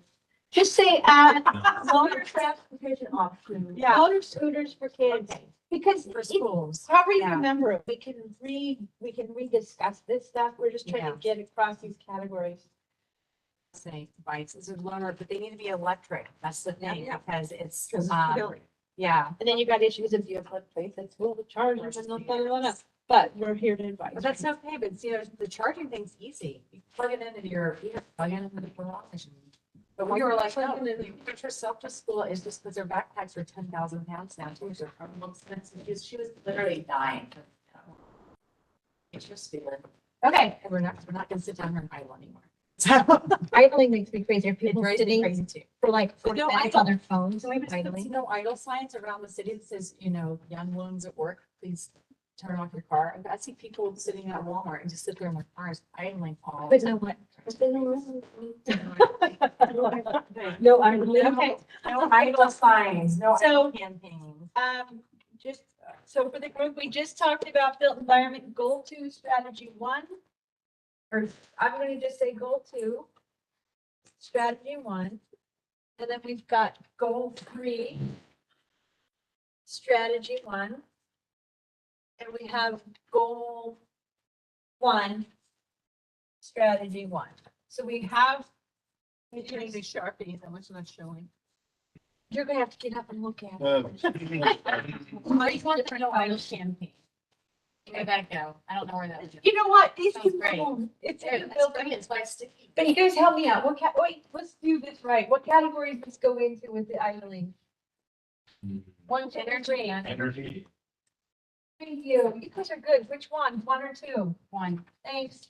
Not from the list? Did you look at the list? Yeah, greenhouse gas emissions. Yeah, there you go, greenhouse gas. Thanks. Okay, that was awesome. I think that you guys should mark like some of these that are like no cost things we can do. Oh, good. Yeah. And be like, this costs no money, like just seriously, just Dollar this sign. small campaign, Yeah. reminding people, bam, it doesn't cost anything. That's maybe I need $8 a sign. dollar sign. Yeah. No, a smiley face. Okay, we know that one doesn't cost a nickel. Doesn't have Turn that anything. thing off. Okay. Yeah. Does anybody else want to contribute to built environment before we move on to energy? Simple one. Yes? No bike racks at Marietta. What category is that going to? There's not. There's no bike racks. What category is that going to? Leave your bike, you're supposed to write it there. I Dude. I don't install one. That's where it gets stolen. Is it just, Well, one strategy, one problem. is it? I rode Thanks. my electric bike over there and my tool for a place to lock it up and to lock it to like the maps. Oh, There's no bike rack there. ridiculous. Interesting. It's probably been sitting in the operations warehouse. Okay. And I called the parks department about a year ago about this. And they're like, yeah, we'll do it. We got new stuff. Okay, let's make this happen. good. And then Victoria, you had something on built environment before we move on to energy? I just wondered if this is the wrong time for a quick survey on how far it is from where you live to public transit. I'm a miles straight uphill. Let's go. The PR. I was just curious. I have no idea. You don't know how far it is to public transit? No, because I've never once taken it. I just take- See the buses. I'd say like 43, right? Good, So on top of the hill. Who said 200 yards? 2 to 3 miles. Hmm? Who said 200 yards? Quarter mile. Terry? To a bus stop. How far? Oh, like 3 blocks. Okay, so. Sounds like all you just want to move to my neighborhood. No. But it's. Jefferson is 43 down on 43. Yeah. So It's actually state. four of us. Half of it here is half mile. City run. We'll make a note of that before we go. So if you want to write your name on the board before you go, like what that distance is, you want to look it up, because that's relevant for us to have that conversation. Even future things when we're talking to council, going, hey, you know, of our group, which is also represented. Okay, one more, I mean, we can revisit all this stuff, but for that overview, anybody else want to contribute anything to built environment before we go to energy? Just keep Where going. would you put You want- cement procurement? See, Come on, engineer, you find what category, that should go into materials management. that feels like self-environment to me. Then put it on the sticky and tell us what category it's in. Just number 5. on the field. First time it goes there. Strategy 1. Implement, I mean, we talked about styrofoam, but Or go to. Go to the board decisions. But you have- here's the good news. Oh, I wonder if I could see someone. You know, when we give these goals to council, we don't have to break it down into these for us to go, these are the categories we're working from, and as long as the things you're bringing out fit into these, it's part of our strategic plan. All right, now. This is a master plan, go ahead. I don't know where to put this one. I know there's a capital improvements plan that comes out every 2 years. Yeah, Who put that together? How does that? come public into being? works. Is there any line heading towards sustainability in the process of that getting put together? Only when I'm in the room. Good. Okay, You get a. Good reading. I'm gonna put this under, This is pretty nice. Scroll. Oh, you want to, okay, scroll. Side of the, like, no island. don't overthink it. Don't overthink it. You guys are perfectionists. Let's move on to energy. Condense that later. Are we destined to go to 9 o'clock? We can, but if you guys wanna, I mean, the quicker we can rip through. Well, I this- just looked at all the time and she put on it. Yeah. It said 9 o'clock. So. Folks, It's 7:55, so let's go to energy. All right, sorry, Debbie, you wanted to say something? I'm all about strategy number 3. Okay, hang on, strategy, okay, so energy, strategy number 3, which, goal what? Goal 1, strategy 3, all vehicles with Oh, alternative yes. fuels to be electric or hybrid. I second that. Yeah. by which, by 2040? By next year. 2040. 2030. 2040, it says in goal. Okay, my car's on order. It's kind of a weird goal though, because then you're just going to control the private market. This is for the, No, no, it's- this is city Oh, vehicles. it's city vehicles. This is vehicles in the city. Not all vehicles Say. in the city, but all city vehicles. All be like environmental. And this is the question is what city, because police in any city are always resistant to changing their vehicles, but I can tell you a boatload of cities have shifted their police vehicles to electric. To me, that should be part of the city procurement fleets overall, but it's still a little siloed from what I understand. So our city did commit to 100 to this, Yeah, but then they had a Ford F-150 on order for 2 years. they had a what? Ford F-150 Okay. electric, it got canceled on them. There's some supply chain wackadoodle going on. And they're like, hey, sucks to be you, we're canceling your order, and if you want it, it's gonna cost you a boatload more money. So then if you need the vehicle replaced, you're getting gas. No, I just think you ought to buy Rivians and be done with all of it. Can you, okay, yes. Rivians, yeah. Your operating costs, okay, I suppose that's the thing, run the numbers, right? I mean, they have been turning electric for like the There's the sedans, the compact cars, but yeah, it's the city parks vehicles, all those trucks. Yeah. One thing I will mention on energy Solar on or goal, energy, not, not fossil Or fuels. what? goal Okay, so this 2, is like strategy 3, 2040. encourage community solar. I have a conversation tomorrow with a battery company, and I see these opportunities all over where, and who was it on one of our education series talked, or, yeah, it was Tesla, PGE. Yeah. it's Shauna. The big issue with green energy and new energy futures is storage and managing the grid. All of these old fire stations we have huge bays in them, plenty of walls. You can have a whole bank of batteries that aren't good for cars anymore, but that are good for storage. And we could have those pilot projects. So I think from a low hanging fruit, like, that's why I said we're well positioned. We've got these public commitments.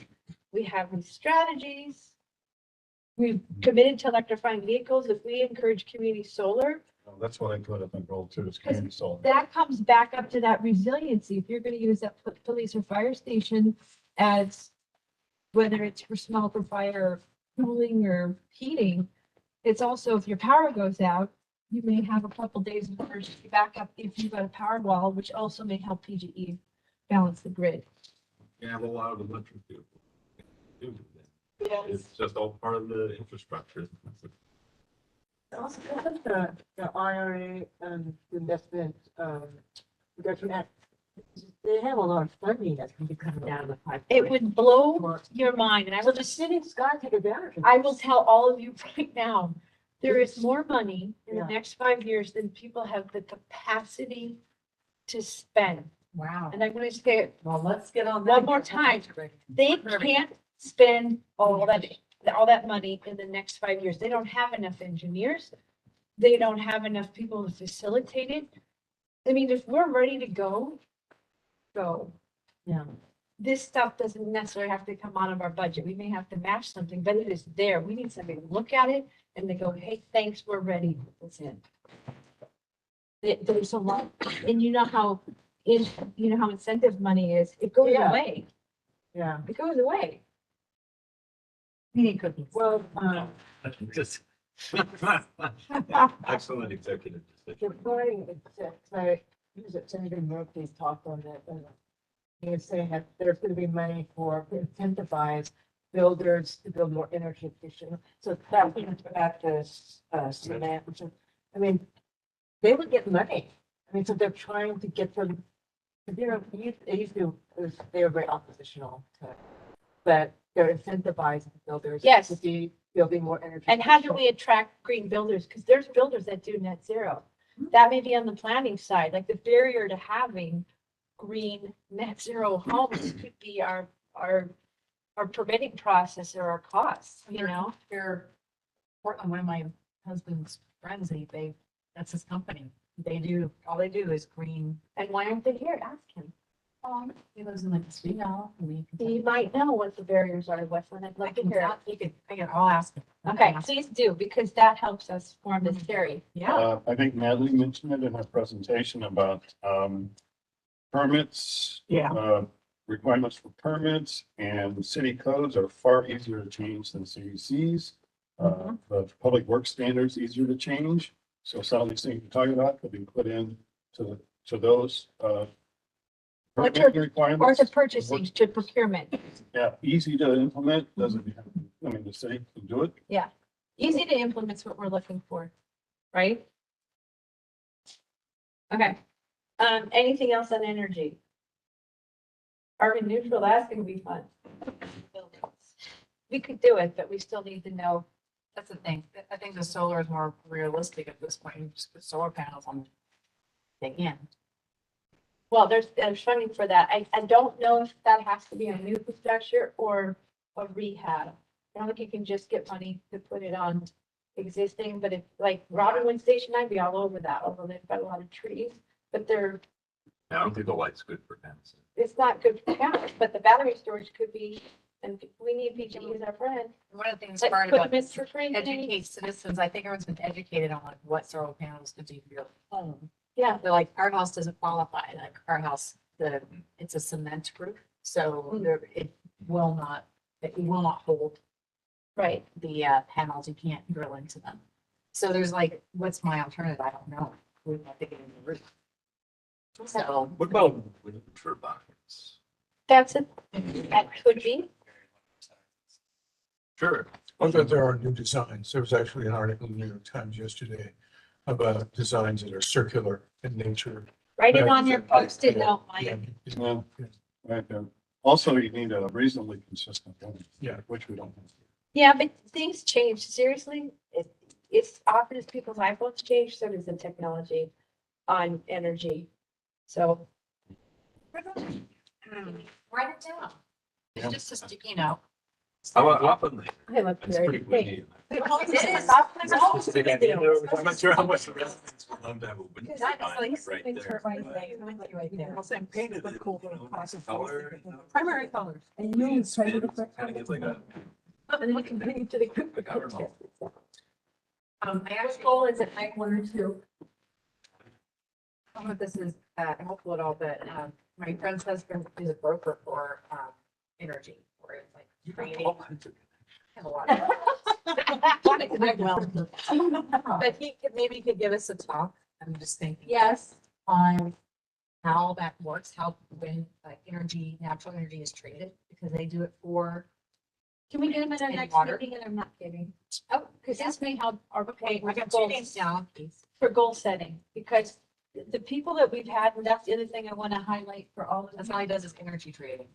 On this other category, one of your best tools, as long as you're here, is leveraging speakers that you bring to the meetings and the education series, because it has helped us so much.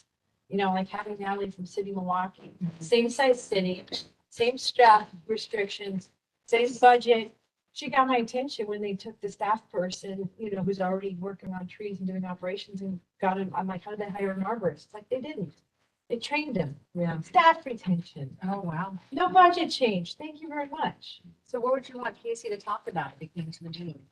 But we talked about, you were. He does energy trading, but he knows a lot about like wind and how they do those big, you know, like I'll buy the. Have him talk about grid resiliency and how we can participate as a community, because that may help the conversation on the battery backup, and that may help on the little pocket-sized wind turbine. Green resiliency. Energy resiliency, and what we can do as a city.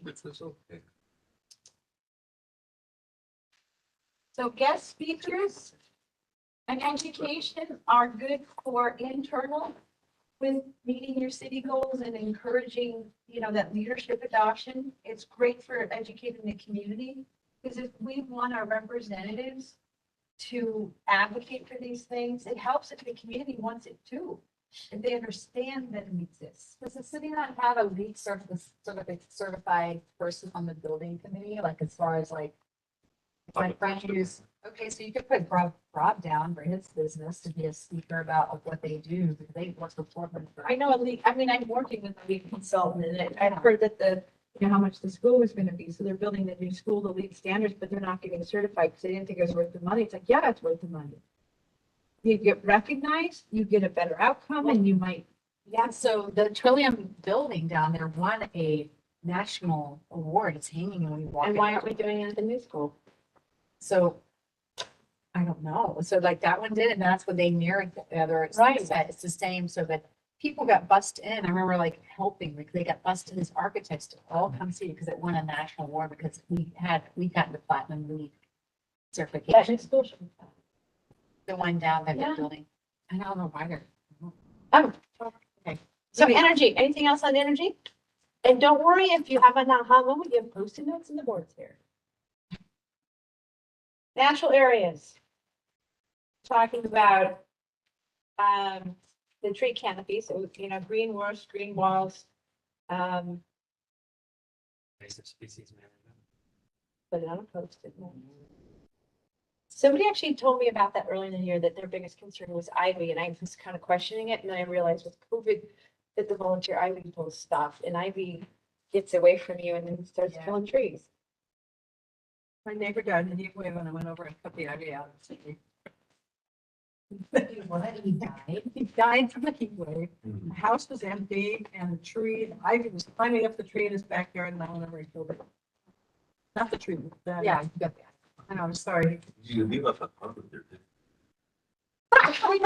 She was just so cold about it. I'm like, wait a second, what's happening? Oh, I know, it's really, really bad. I'm sorry. And My neighbor died. I just got rid of his eye. I can't stand it. Has a little doll. Stop it. So we're not saying for this interesting and So not hilarious. what's where people would that be the people that are born in that house? Oh, wow. Is that where they, that's what you mean, that I think that's what the tree can. Yeah, and those notes, when I sent this out, thank you for printing that out. Those were just my notes going to for, you know, to kind of prompt where to find this, because this might be in the city's GIS system, but maybe having them revisit it. Yeah, because we need to establish that. So I I think think one of whatever the comes parts in parts of the house, And then it like, is. Council So- establishes a goal for tree canopy.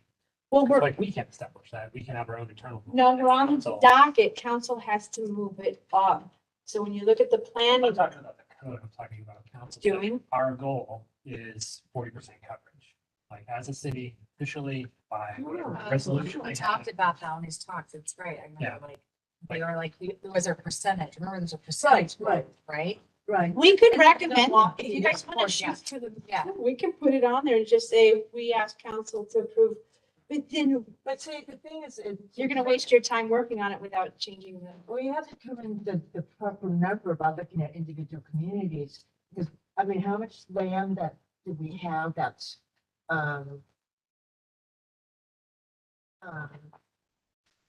what's the use of the land in different areas, what percentage? Because we can't have a certain canopy if we already have certain areas that are already developed with buildings. and Right, which is where the mapping comes in handy. If you guys wanna get traction on this, since we worked on it all year, everything. seriously getting it moved up in the docket, and is anyone here interested in looking at the planning docket of what's on it? And seeing if updating the tree code works with one of the items already on the list? Cause we just did the housing change for House Bill two thousand You one. got the street, tree program. We have a So street why tree- we Expanded beyond the street. But when you look at the planning docket, we have to Planning. kick something off planning to move commission up. is So it busy. never did get on the docket. No, it's publicly not on it, but John Williams said it was. I'm gonna put a big note docket on it because it's supposed to be. And seriously, if you can get it moved up or where it could be, because I thought there was something on there about the new House bill. It might, I remember seeing something on the planning docket that this could maybe tie into where you got an economy of scale for time. So whatever staff person's working on that could pull in the tree, because everybody's talking about the tree canopy in our city.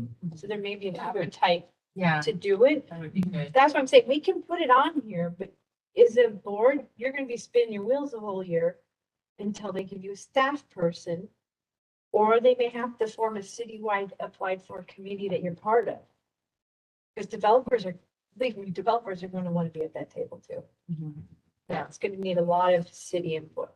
Well, remember Natalie also was talking about that with tree canopy, it often fits into like, because there's mandates regarding stormwater management. and Yeah. Trees play a big role in that. Yes, I think that water quality and air quality and trees again play into that. So we could tie that in to how the city would meet these mandates, the trees would be part of that.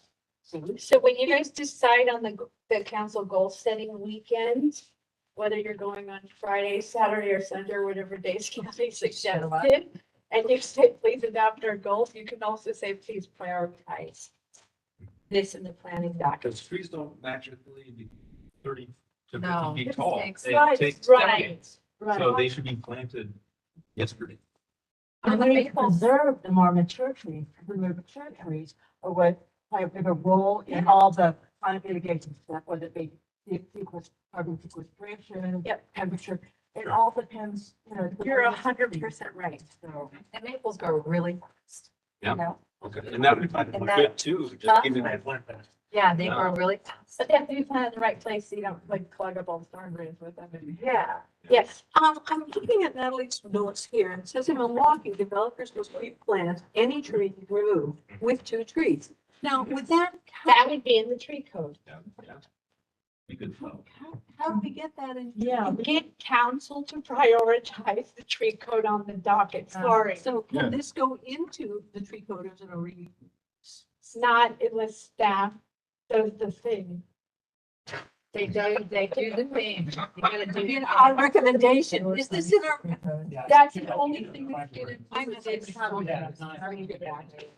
You're in the room, and so you have to make like that, in our tree. So if you want to have some fun, go look at the plan, docket, Yeah. and they'll show you the small projects, the medium, Like and the large. Planning board concrete. on the city website, just type in planning docket, you'll find it. Okay, And it'll say if what we and when accomplished, what's being this is worked on now, approved by the what's being council for completed. for staff, And then there's this huge then list our of things detailed that input. don't have staff Okay, on yet. this is what you're doing. And since we're Oh, new, it until doesn't then, mean we're the last to It's get on the done. docket. But if something's a Once bigger it gets- priority, we're Hopefully, not getting move staff. to an action.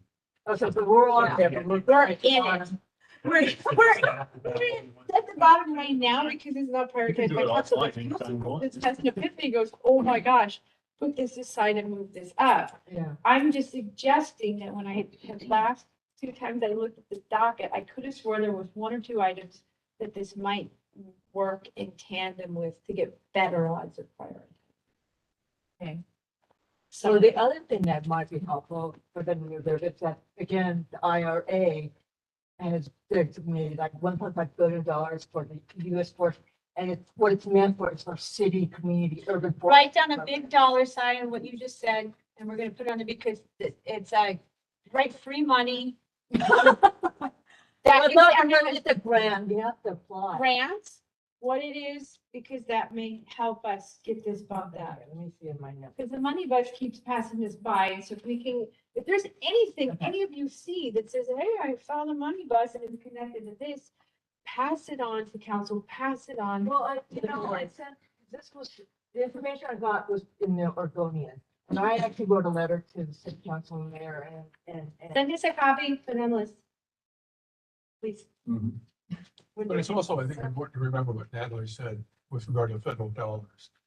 The They're reporting, cumbersome. and the reporting and evaluation pieces of it are incredibly time consuming for staff. And it's one of the reasons that she said that they generally avoid federal grants. Oh. And so it's just important to kind of recognize Right. those particular dilemmas. Then I hear an opportunity, because you could say, hey, there's federal grants, and it may take you both little staff time and a whole bunch of headache, it's not worth it, and we have a better solution. Yeah, and we're still a member of the Twin Cities Coalition and I hope can so. they help us write grants, which is the answer is yes. we and change our depending on the membership. subject. What do you have to change your membership for? We have to pay more money. We pay now $300 for the basic. Yeah, and for $1,200 for that level of membership, they'll write a grant for you. Yeah, so 1200 On fleets. For $1,200. A year, you've basically got somebody, you know how much it costs, how much time? It's a lot of And time. Clean Cities works directly with the Oregon Department of Energy. So if it's related to, climate, then it could be in store for some federal money. If the city coalition help, it's gonna be more bucks from the city to hit Twin Cities. What's more, yeah, you might want to ask for that level of membership, and if they say, no, we're just gonna get it, that's okay at another time. If a big grant comes along and they decide to bump up the membership because they need that extra help writing a grant, that you have super good odds because they get the grants, you know, the language, then, where does it go? I really do like goal 3 strategy 1 and 2, just to achieve no net loss of wetland streams of its corridors, mainly the dock best managed practice for restoration management. I mean, this is something that, to your point about the invasive species in the walking paths through Westland, I Grace, I know. Natural area. Natural areas. Grace, I know brought up, like, I'd love to see more edible plants or useful plants planted as landscaping instead of just throwing in things, right? As far as like they just do things. So I really think, in one of my opinions, for new landscaping or re-landscaping, it should be something that's or something that can be. Actually, Maintenance, I like there was an that. effort to create a food forest down in the bike path, right behind the park. The only problem is that lots of fruit trees were planted, but nobody has pruned or.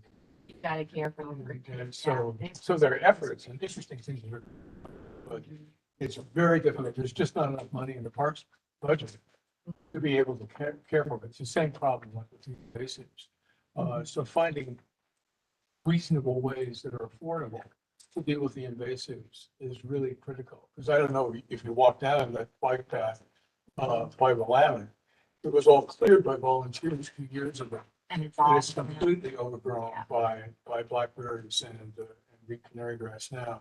And so it really requires a very systematic, the sheep and goats might be like a reasonable thing for the city to actually consider doing. Yeah, the goats they did here at the top of Tanner Creek was. Loved it. And it was Yeah, I actually remember that. really Yeah. cool. And they still, Huh? What did they eat up there? it was, all the, oh yeah, they were totally invading all the trees. For 2 weeks they had them there and it was, yes, they ate everything. Yeah, yeah. So it was so cool. I loved it. We'd go, the girls, "Oh, this isn't the black goats, this goes Charity, put on the note, we need goat management. But I think it's a very reasonable thing for The whole herd of Say- Extension. Well, like, That- yeah, you so- have to be careful. Well, I suppose. Oh, really? Well, we was. Not okay. It's a- Permits for the fees. So massive. Well, nothing like for landscaping, though. We're actually redoing landscaping. It's so easy to do. It's like it's I chat and they're, yeah, and they're very resilient and they Smell great. are low maintenance. And one problem with them Yeah.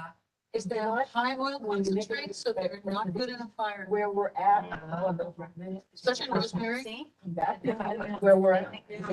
So they're going to national. Yeah. Or what They're they're putting putting out out, like rosemary. Because of that. taking our, well, what percentage of our figures now? Let's see what we can. What about all We have a ton of blueberries. Blueberries would be a great thing just to say Yeah. blueberry campaign. Yeah, Should they're we love it? good. I see walking up and down rivers. And I did a lot of proteins. No, they're really amazing. Fine. Yeah. I mean, But they need they're also pieces, part I mean, of that's the soil, part so of it's another thing, established but- for 2 years. So Well, I there's think that. blueberries are crazy and I maintenance talked and, to- I mean, that's another thing, if you don't, I don't like people walking up to the down garden spot.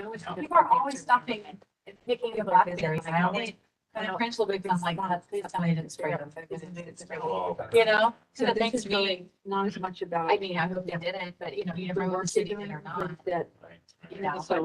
but I mean, something like that, having like just something where it's an option of Well, something that's not just So there's You're kind of, throwing things, so throwing we're things trying in, to some right? of it, provide to like kind of another- preserve it because we started getting, economic benefits of all these. we have a things. waterfall on there. Energy costs. Yeah, it's like, that's where the blue herons. Is there software for lost that? their habitat. Yeah. Started tearing Hey, up no, trees. They're not coming to my backyard. And I felt bad for them, because they just want to eat the goldfish, right? They're just looking for a food source. Move on to water. you Yeah, know? okay, natural, sorry, to wrap up. Speaking of water. Thank Well, you, she started guys. talking about water. She My said, friend's water. Huge one. You are so done with that. It's more like their habitat. Debbie, I was telling you about free software that helps governments track super good things, so. Okay, so So they can calculate the economic value of all that, okay? that's what we need, because budget committee is coming up, and this is where all the great ideas go to die. Yeah, because they have to go, yes, this is important, and then we're gonna give staff time or a consultant or a staff member to do this, or, sorry, it sucks to be you, thanks for all the work. Yeah. So the goal is to bring, we've made changes, I don't mean to sound like it's where things go to die, but it kind of is. Budget committee. oh, The US Forest Service. No, it's a big job. Being on that budget committee, that's a big tender's game. You know, because you've got a lot of things in the report, and it's very, that's right. very difficult. It's not an easy. What was your water Water. thing you stopped? I have I'm interested in pursuing, if it's at all possible, the concept that residents should be billed for what they actually use and not based so much water that The they're. city's actually starting to look into that already. Yeah. But that's just stupid. Well, yeah, I mean, when COVID hit, my kind of like, okay, we're gonna buy some cool, for this plans. Out during the night, So it's like 1,000 gallon. I'm cool. Fine, great. And so then, I filled it up. I thought, oh, great, my water bill's gonna just. It literally, I think it went up like $310 or something. Yeah. For like 1,000 gallons of water that I wouldn't have normally. So I was like, This is wrong. that surprised me.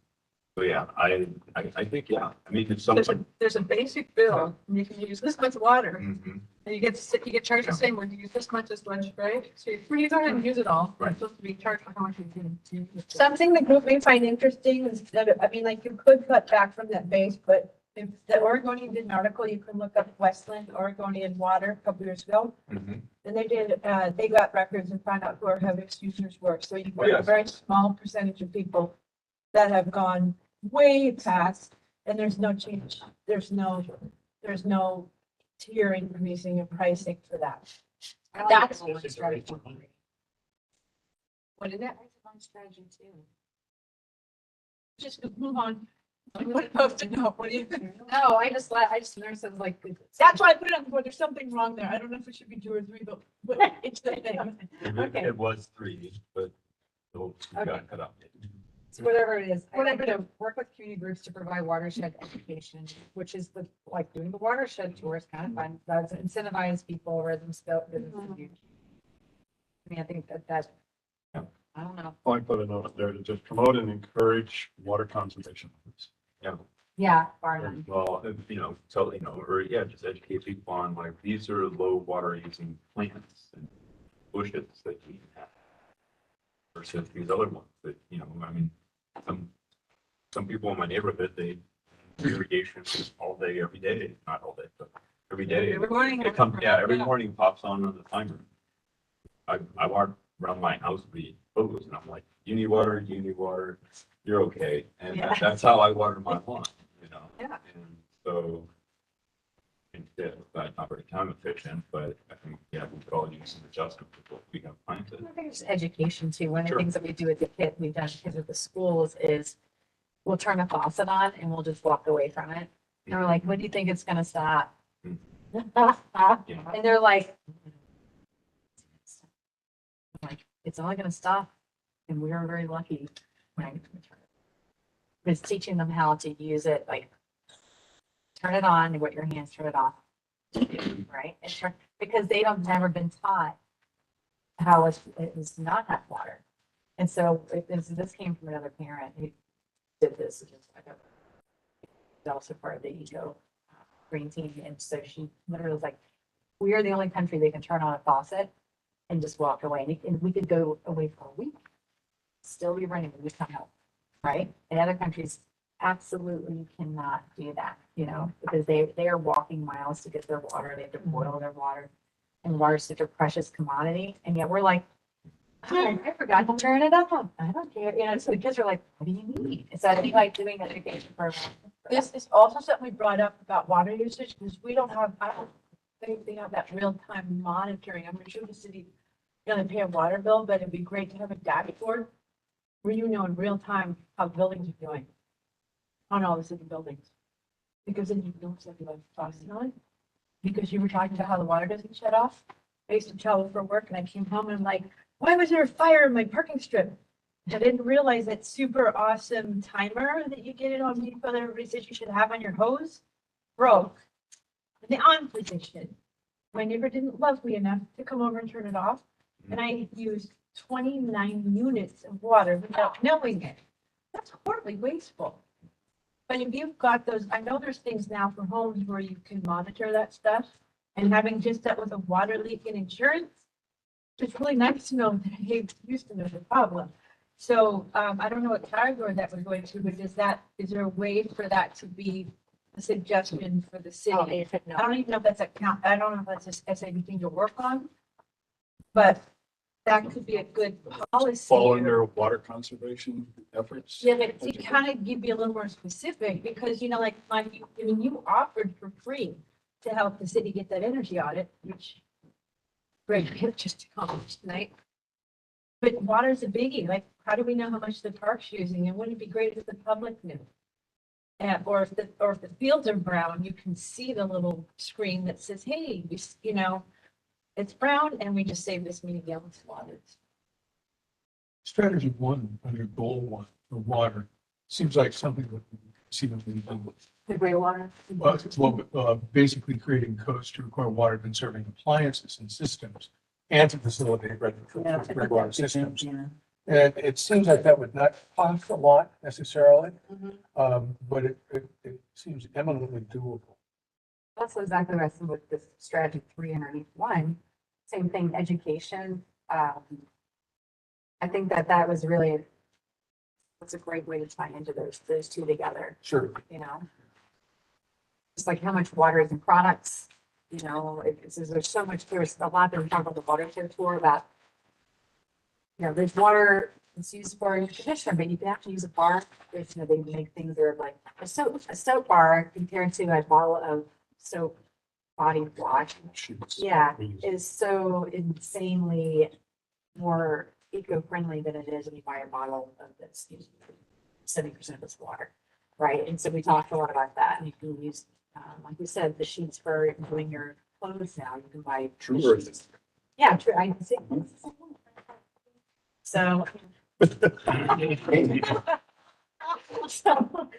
Yeah, so it was all these things about same thing, education for, maybe just have an education night around that for the community.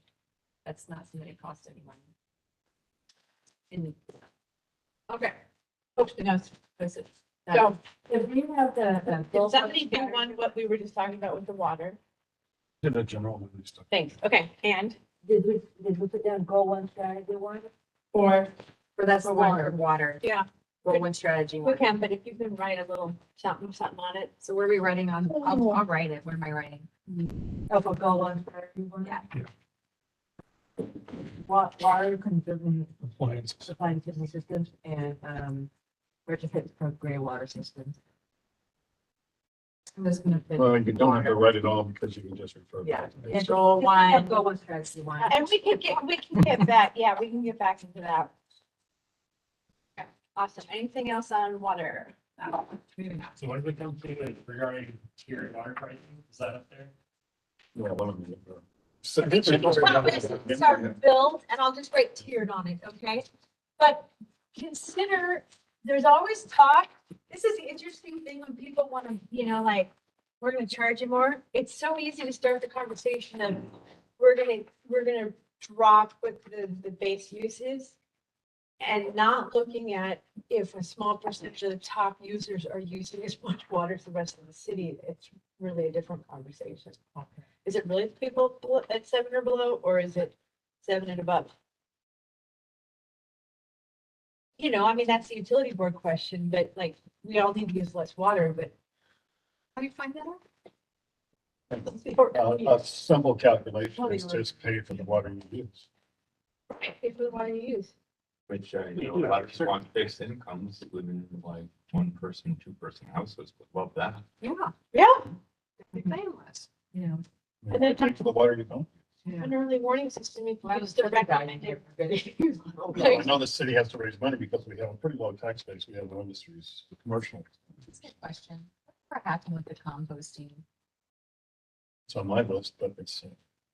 Could be a goal. Okay, that, Composting in the city. let's put it in health and food. And if it Yeah. goes, let's move on to health and food. If it goes somewhere else, well, we tried composting now. Oh, what about materials training? Yeah, materials management. is next. We could use I have all the confidence with you on board, it's gonna happen. It's just you gotta figure out how to get the end for that one, that's all. We're in the room. Just apply. We're in the room. Just gotta get the end. It was required. It's surrounded, but we need to That's do it. new, yeah. I mean, why are we not doing that? I can put that under materials management.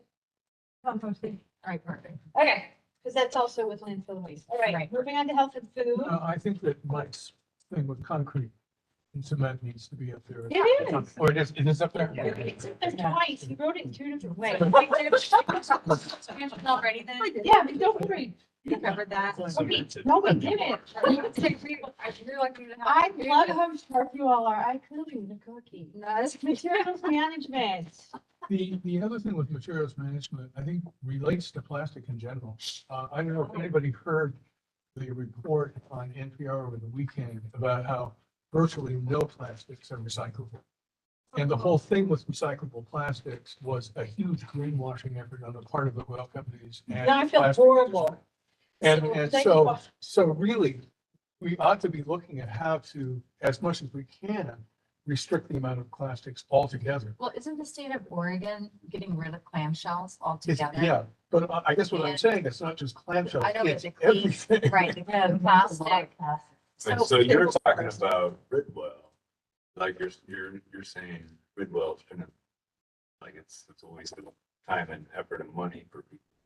Well, it has, and I think that's, the oil companies basically intentionally try to sway the public to buy plastic during a period of time when people were really concerned about the impact of plastic. And so they ran this huge greenwashing process, which basically was successful. But in fact, they know that virtually nothing can be recycled. So, I'm so sad. The reason I bought those at New Seasons is because it's at #1 and I know they have the box out front. So I thought it'll be recycled. You just burst my bubble. that's okay. I'll take it and go put it in my bag for Bridwell. And I have no idea like how a community can deal with it, but in terms of public sanitation, like the amount of plastic that comes into our house after we stopped after the COVID, when we started ordering our Oh, yeah. groceries from Fred Meyer, has increased dramatically. And so somehow it seems important at some level to figure out how to really grapple with that issue because it's becoming so destructive. So can I ask you a question? So, we've been doing clean plastic recycling for years now. That goes to truck stacks to be turned into decking. Are you telling me that doesn't happen? That's not recycling. It's downside. Okay, so no smaller. Well, what they're doing is they're extracting, like certain elements out of it. So a lot of it still is, I mean, the toxic chemical aspect is still there. Most of it is mechanical recycling rather than chemical. It's very Through Mistake through that- recycling would be a chemical recycling to render it back to its. But that's, Okay, so here's Okay. just a, I feel just better a at quick least. side note as we Oh, navigate much this. better. The last three categories are materials management, health and food.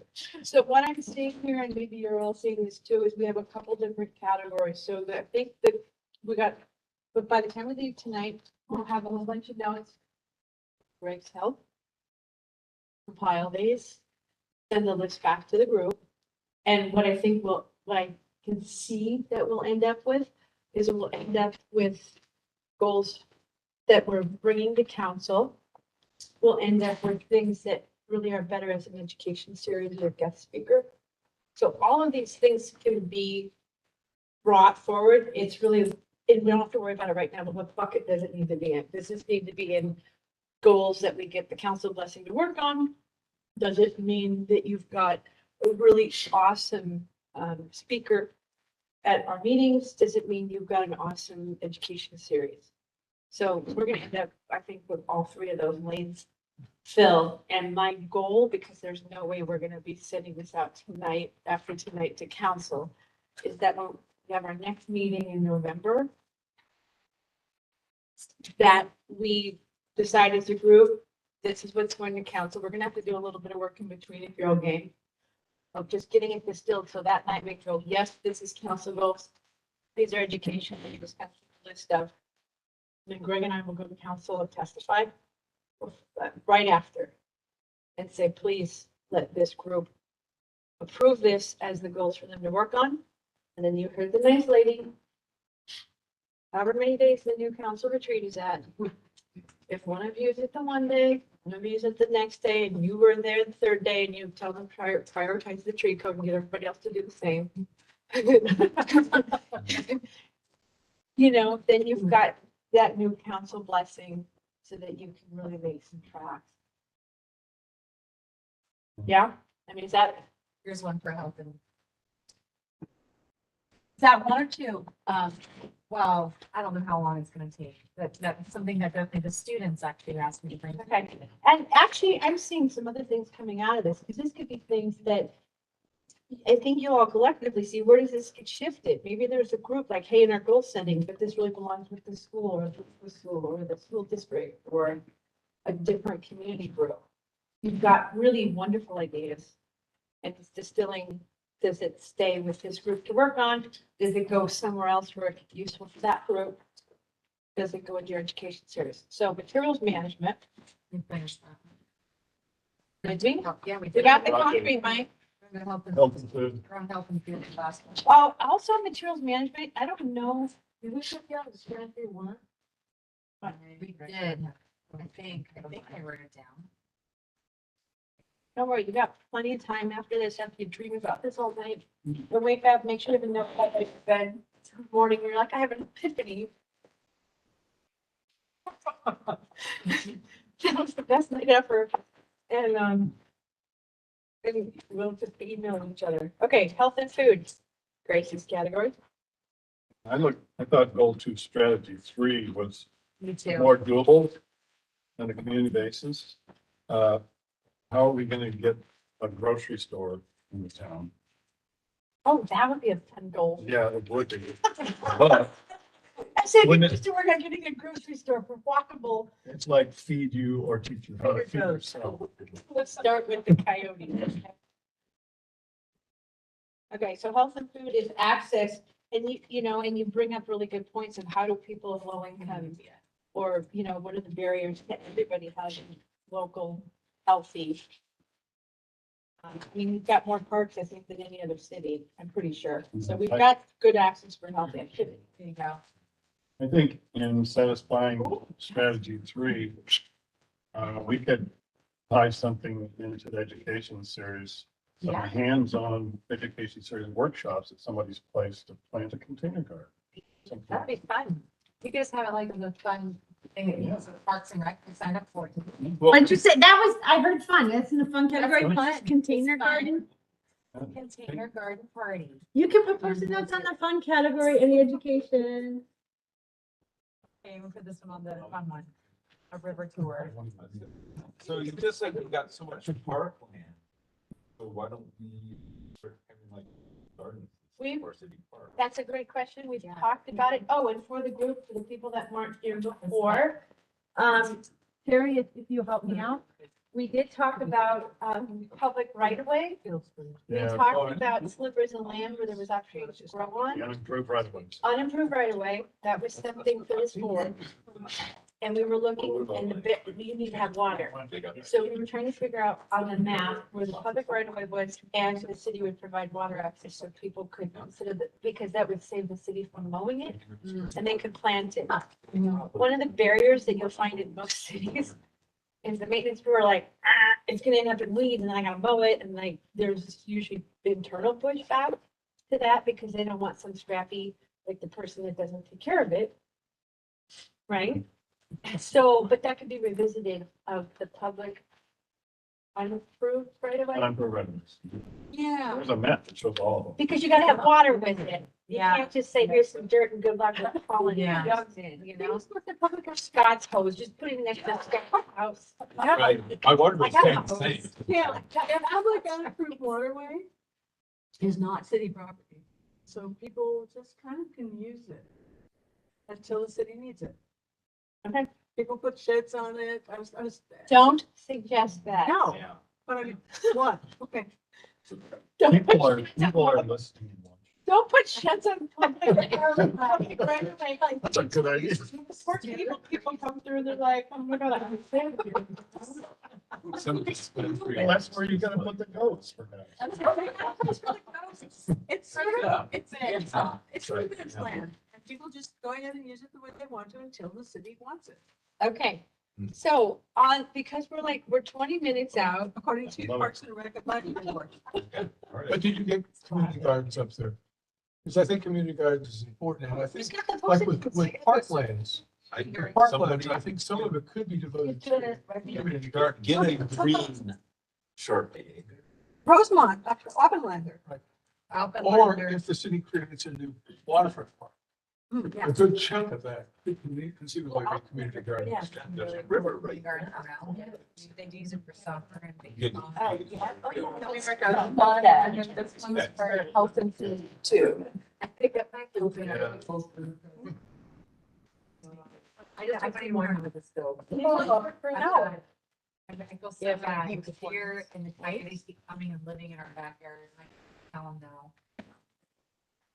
Can't tell them no. So they had their whole. They see one their natural destroyed. Yeah. So I go back. Started. In our action committee. Oh, Yeah. okay. Yeah. But that's the I think you're being being my my father. I hope that signs like, oh, not more, you know. Where are they Going out and about it. Well, you know, that we just got, sorry, we did like sustainability. House built right across Continental. Is it Rosemont? No. Yeah, so they were all built, there's a lot of animals, living on the Christmas tree farm. They're getting encroached this way. And so, well, we live right by the Christmas tree farm, so they keep coming to us. We had a whole family of skunks, you know. Playhouse that we just let them be. And the dog in the house. She had 5 babies. Like, say no to her. There's no place I to have go. an energy suggestion. And this kind of overlaps with some other things. Why don't Wait, you can't write it down. You did it. Can you write that down? I can't, I'm not, You're not participating. I can't touch Greg, it. can you put a post-it note so I can put it on the board, please?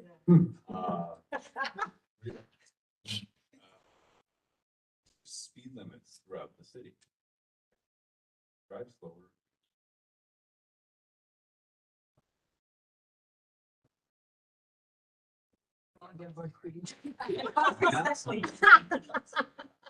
So, okay, so we should make the speed limit 45 miles an hour throughout the entire state.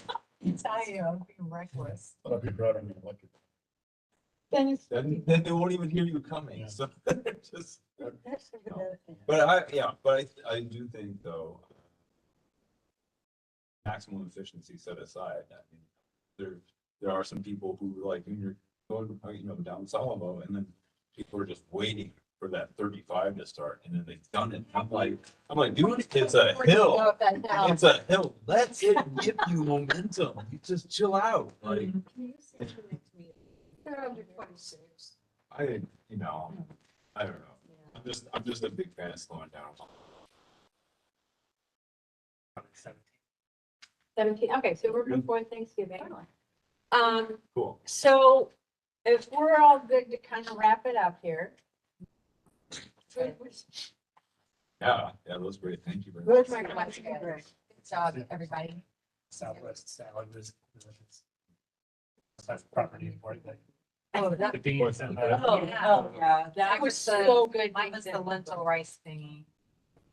I put the hurt on that too. Oh, yeah, they were great together. You're both Yeah. coming to the middle. Just put them together. You know, it's my chicken put into the soup even. I was like,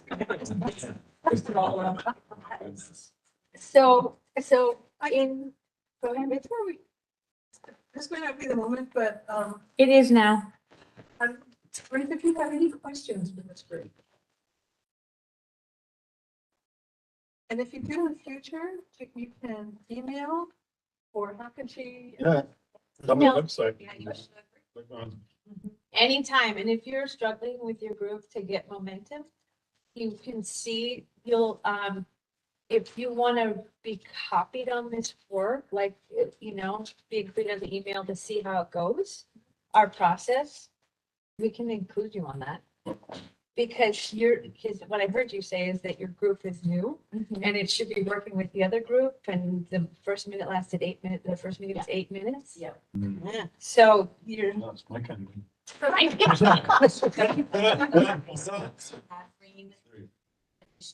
So I have a Jesuit has a great program. I can hook you up with the physics teacher there. He runs it. She's like the global green, whatever. So I can help. It's much, give me your, information and You with the connection. I'm telling you, I am connected. Whoa. That's my job. This is so much easier than Zoom. Can you put down, school gardens through summer? That seems to be where things die too. There's some schools like I helped with Willamette, and then they turn the So- water off. I can tell you, yeah, the water being turned off, but you just have to, you have to have the city turn it on, because you have to, what we did at Trillium and at Sunset and Bolton and Cedar Oak is that we all just had rotating families that took care of them, but we made the city keep the water on. So you have something to do with like people, so the food's going to use, people are participating. So how we made it work was, I got it set up where we had a family, I think every 2 weeks, that they would run 2 weeks, maybe a couple of families. And whatever they harvested, they could take home, right? Like whatever you wanted to harvest, but please leave enough for other people that want to harvest. yeah. And we also invited people like, you want to come and get some, there was usually excess of like, This may not be SAB, but we talked about it at the Western Farmers Market because we have young entrepreneurs. So Dustin Rocks is super cool. I don't know if he's 8 or 10 or whatever he is now. But we try to encourage those kids there. So if there was something where you wanted to have the kids bring their harvest to the market and take it to the entrepreneurial side, your way is the easiest. Because you're there, you pick it, you go home. yeah, we tried doing some of the farmers market, like trying to figure that out. It was very complicated. Never mind, Because of stick some- with that. Just because of the food handling, and selling. Now, if we took it and we just gave it away, So in one bucket here, we have goals that we're gonna give the council. In the next bucket here, we have education. The next bucket, we have speakers, guest speakers. And the next bucket is fun. Because these, this is gonna be fun because nobody really wants to hear about it when you're internally freaked out, Goals, education, speakers and fun. We'll send an email where it's a little bit, easy to read. So what I see from all the things that we've talked about tonight, that all of these things fall into one of these. Are we all good with that? Okay. And then figure out the easiest way to do this, to compile the notes. And then our next meeting is. We're gonna love you, note taking, by the way, really helpful in a lot of things we read about Natalie's. Your notes on that, great. So at our next meeting, which is, what did you say, November 17th, you say? 17th? Once we comprise this and you look at things and we send each other links or compelling reasons why we should do it, don't worry, you're all gonna show up at the council said, if we get the tree canopy done, Debbie.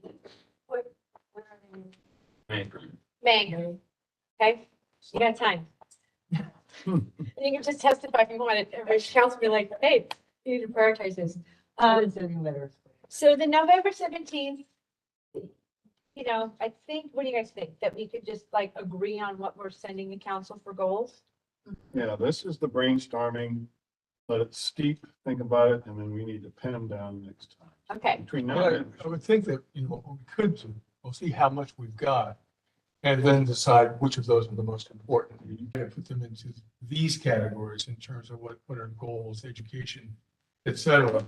Or we could leave that for the rest of us to decide at our next meeting.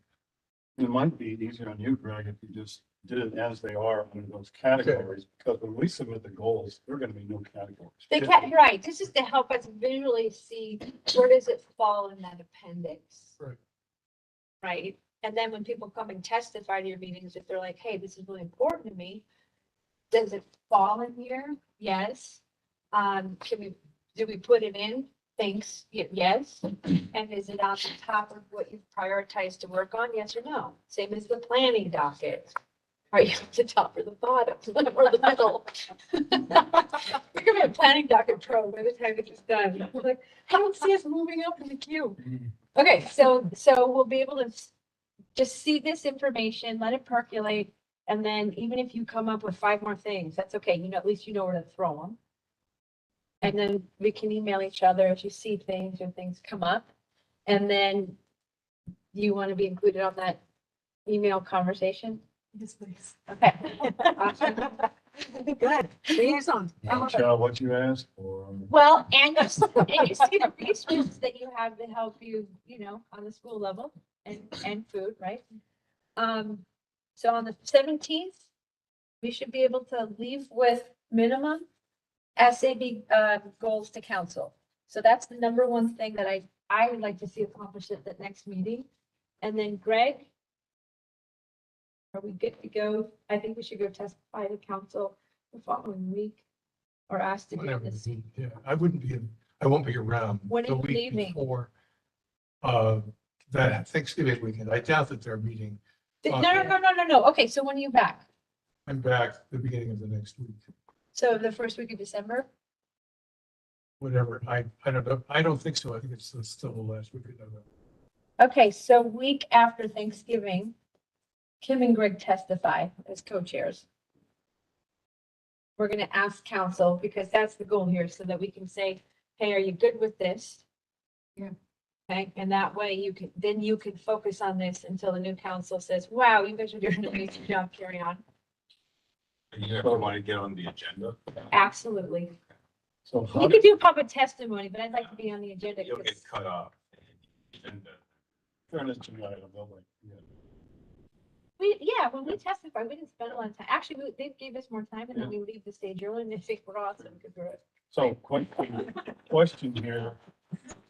How do we, I would say 15 minutes to council, but it's really 10. Okay. how can we encourage council members? See, prior to that event? We send it. We say. I know, but just because we send it, we need to dope slap somehow. supplemental Just document really need to that read it you link before the presentation because it's very germane to the presentation. I think it's really simple that we say we would like to present on our suggested council goals and we tell them what they are. Yeah. And we include a copy of that, or, Prior. and then we come and tell them what we're trying to tell them. So like, here it was sent to you. We're in person. Look at this beautiful. Because you're all gonna be singing. Yes, come on. Everybody will be there. And I'm like, thanks, because we're looking for a yes. God, if we all showed up as an entourage, it'll be like, Yeah. oh dear. No, no, love it. It's like, I mean, the public, you know, testimony. That's I a mean, good it's there's this so light. To have a huge- And then oh my gosh, our motto is 15 minutes to yes. And I Okay. guess a couple of other things before we go. I know we need to have a report for the work of the previous year. And Yeah. normally we need to review that. And so I would think that that needs to be reviewed at that November meeting. And I think you're doing that. Yeah, right together. So make sure that that's there. Happy to have it done. So Terry's gonna help me with that. And Yes. then I think we need to talk about recruitment of new members. And I know that you have some folks that you're interested in inviting. And I think we need to think about other folks that we could potentially invite as well. You have 2 openings. Yeah, we have 2 openings, so those folks need to be invited and then they need to be approved by the city council. So I'm guessing at that November meeting, we ought to be able to kind of suggest who should be approached. Yeah, so you know people that, and they would like, and actually I would like to advocate, if you're all good, for us to meet in person. It would be at City Hall because people have to be able to participate with the thing. But we've accomplished a lot being in person tonight, and if you're good with that again, and then if you have a guest that thinks they might be inclined to, Yeah. then that might help the, hey, council, this person is ready to go. Where's that November 17th meeting gonna be? It's hybrid. They're all hybrid. So it's either at City Hall, Uh-huh. like we just did with transportation. Yeah. We get like that little room An owl downstairs, an owl room, Washington. or we're online. And we've been doing hybrid. Yeah. I mean, online, but if you're good with that, let's meet in person. Okay, yeah. I'll definitely Yeah. invite. For the her. whole- She may for the not November have her one. invite. I think she should. And Kim, where are we at with regard to co-chair? We'll discuss it in November. Are you in? Yeah. What's first? Are you in? All right. Would you like this? Let's do a vote right now. You were I need to wait. Well, the eyes up. We want to welcome Mike Carlson as the new co-chair. Yes, yes. I nominate and I second. All of it.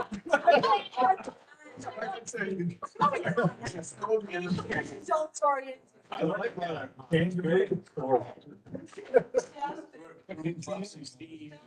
Board itself has like a.